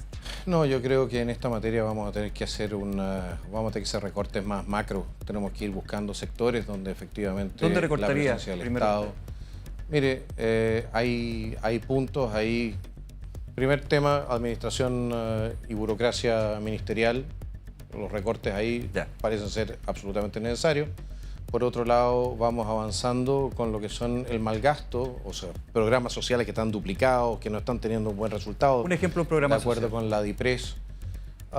En este momento teníamos 900 millones de dólares, si no me equivoco, que se habían entregado a un plan de contingencia del Ministerio de Salud que habían sido retirados sin haber sido utilizados por el Ministerio de Salud. Por ejemplo, eso es un caso que tengo en la cabeza en este momento, que probablemente hayan sido redestinados con otro objeto dentro del propio Ministerio de Salud, no me sorprendería, pero nosotros tenemos que ir identificando estos programas, que Ya, por lo demás vienen identificados, tienen mala nota puesta por la DIPRES desde tiempos no de Piñera, no de Boric, no de Bachelet. ¿Usted confía en la DIPRES, de antes. entonces? Bueno, la antigua DIPRES sí. Esta no. ¿Por qué? No creo que sea la mejor directora de la DIPRES de todos los tiempos, como dijo el señor Marcel. La persona que está dirigiéndolo Perfecto. en este momento, las cifras no la han acompañado y esto no es un problema de mala suerte. Lo llevo a otro tema. Impuestos, contribución, impuesto territorial a todas las propiedades, principal, secundaria, Sí. urbana, rural. Queda Así libre. es. De hecho, usted dijo en junio, son un robo legalizado. Sí. No me quiero quedar en eso. ¿Qué pasa con el Fondo Común Municipal? 60% Bueno, de todas las comunas. se puede financiar más con ricas. otro impuesto. Póngale, por ¿Cuál? ejemplo, el impuesto al tabaco. ¿Usted lo aumentaría? No, yo no soy un muy gran partidario de aumentar el impuesto a los impuestos. Y el impuesto al tabaco, si lo aumento, lo único que voy a aumentar va a ser también el contrabando desde Bolivia. El punto no es ese. El punto es que no me digan que no se puede financiar el Fondo Común Municipal con otra fuente de ingreso que no sean las contribuciones. Pero porque todavía eso no es se correcto. sabe cuál. ¿Cómo? Todavía no dice cuál. Pero le estoy planteando que existen alternativas. Que hay que evaluarlo. Se va a ver en su momento. Yo, por otro lado, le quiero decir una cosa. El 70 y algo % de los presupuestos municipales, según un estudio de la Universidad del Desarrollo, se estaba malgastando. El hecho de que las municipalidades no estén cumpliendo con la ley orgánica de municipalidades, que les restringe entonces el gasto en personal al 40% de su presupuesto, haciéndole un arito a través de las corporaciones municipales, está generando un tremendo desastre. Y nosotros tenemos que hacernos cargo una vez por todas que las municipalidades se han transformado en un hoyo negro de consumo de recursos y de corrupción, y eso tiene que terminar. Por lo demás, reconocerle a este gobierno que tiene un proyecto de ley bueno, uno, ¿Cuál? que es la ley de probidad municipal, y lo tienen congelado. Candidato, queda un minuto, déjeme llevar los dos temas. Muy conciso. Reformar la meta de inflación del Banco Central, bajarla de 3 a 2%. ¿Usted ve un Banco Central con menor autonomía? Porque esto, uno diría, es una intervención. No, no ¿Usted es- pretende solicitar que baje al Consejo del Banco Central? Es una solicitud, no es una intervención. Ya, pero no lo tiene como escrito en piedra. No podemos, a ver, tendríamos que modificar la legislación y no queremos modificar la legislación que garantiza la autonomía del Banco Central. Perfecto. Salario mínimo. Bueno, por actividad, Jóvenes con poca experiencia en el trabajo que sea menor para la contratación. Por ejemplo, ahora puede ser mayor en ciertas actividades, por ejemplo, por ejemplo, en la minería. Ya, ¿y reajusta el salario mínimo? Los ¿Donde participe la CUT? Los reajustes al salario mínimo debiesen darse, si se producen en el marco de lo que es un análisis técnico, no en un análisis político. Sí, la CUT. No, la CUT es el brazo sindical del Partido Comunista. A mí no me vengan con que hacen ningún tipo de aporte técnico en esta discusión. 30 segundos, lo último. Sí. ¿Privatizar completamente Codelco? No. ¿Por qué no? Porque creo que no es necesario privatizar completamente Codelco, pero sí tenemos que ver alternativas de gestión. Eso significa que nosotros podríamos privatizar el control hasta cierto punto. ¿Qué pasa de con los Codelco. excedentes de Codelco? ¿Sería la mitad? ¿51%? No, probablemente sería bastante más, porque no solamente es la mitad o más de las ganancias que van a aumentar de la mano de una mejor gestión, sino que a eso se suma el royalty, los impuestos, etcétera, etcétera. Gracias, candidato. Muchísimas Candidato, gracias. muchas gracias. Candidato, en esta parte del programa tenemos una ronda de preguntas cortas. Tiene un minuto para responder. Comenzamos con Carla Zúñiga. Candidato, llegó tu turno. Candidato, dijo que no estaba de acuerdo ni con la eutanasia ni con el aborto. ¿Estaría de acuerdo con restablecer la pena de muerte? Sí, absolutamente. ¿Para quiénes? Para, por ejemplo, violadores y asesinos de niños. Por ejemplo, para parricidas. Por ejemplo, para sicarios. Para personas que cometen homicidios a cambio de dinero, en este caso los sicarios. Creo que hay para traición a la patria, de todas maneras, que está todavía en el Código Penal, pero está a punto de ser derogado en el Senado. Hay ciertos delitos que son tan atroces que efectivamente deben ser castigados y sancionados con la pena de muerte. Gracias. Perfecto, candidato. Muchas Muchas gracias. Nos giramos hasta este lugar para hablar con Carolina Urrejola. Candidato, por favor. Candidato Augusto Pinochet Iriart dijo que usted es su candidato porque sabe decir las cosas por su nombre y tiene pantalones suficientes para avanzar. ¿Le gusta, le disgusta o le es indiferente este apoyo? Ni lo uno ni lo otro, sino que todo lo contrario. Creo que como ciudadano tiene absoluto derecho a tener una opinión política. La ha articulado y como tantos, o sea, con cientos de miles de chilenos, espero que millones de chilenos, ¿ya? Ese respaldo nos va a llevar a la moneda. Pinochet vota Kaiser, le es indiferente, como cualquier ciudadano. El titular naturalmente que en Chile es especial, pero él es un ciudadano como cualquier otro. ¿No será que está tomando distancia de Pinochet? No, yo no tomo distancia de nada, nunca he tomado distancia de nada. Simplemente estoy planteando y poniendo las cosas en su debido contexto. Gracias, candidato. Nicolás Vial tiene la siguiente pregunta. Por favor. Candidatos, ¿limitar o eliminar la unidad de fomento? Lo es. No, ninguno de los dos. Eso es como romper el termómetro, porque a uno no le gusta lo que dice. En ese sentido, no tiene sentido. La inflación se produce en razón de la emisión monetaria, se produce en razón también de vaivenes de los mercados extranjeros, por ejemplo, petróleo, cosas por el estilo. La UEF solamente mide lo que está pasando en el mercado, no es el problema en sí mismo. Si el Estado hace bien las cosas, si el Estado no se sobreendeuda, la UEF no es el problema. El mercado actúe, digamos. Bueno, el mercado actúa. El problema es cuando interviene el Estado. Si es el Estado el que genera normalmente los desequilibrios que conducen a la inflación y al problema que tiene la gente después para pagar sus créditos. Candidato, muchas gracias. Muchas gracias. También le quiero intentar una pregunta a Gonzalo Fuyú, candidato. Candidato, si consideramos solo el periodo del retorno a la democracia, ¿usted cuál diría que ha sido el mejor y el peor presidente o presidenta de Chile? El mejor presidente de Chile. El mejor y el peor. Desde el retorno a la presidenta. democracia. Es una interesante pregunta. Yo le diría que Eduardo Frei. Eduardo Frei. Extrañamente. ¿Por qué? Yo creo que, bueno, él tuvo que manejar la crisis asiática en su momento y lo hizo con un notable, o sea, con el pulso bien sereno.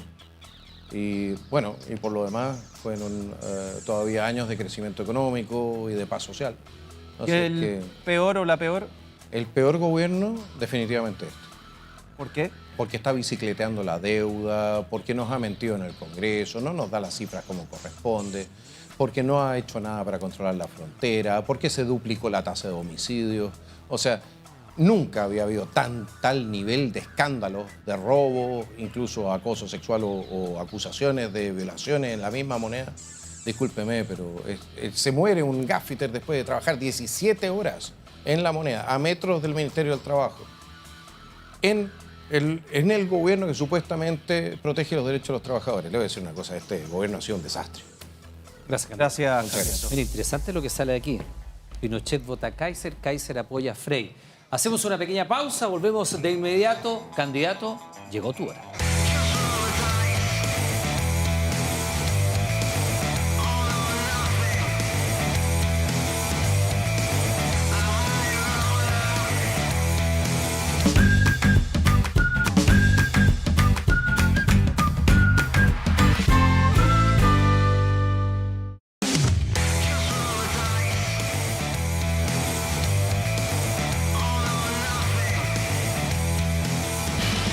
Con 39 minutos, absolutamente en vivo y en directo. Candidato, llegó tu hora. Johannes Kaiser, la tradición de este programa señala que a esta hora usted tiene un minuto para comunicarse con sus electores. Candidato, tu hora.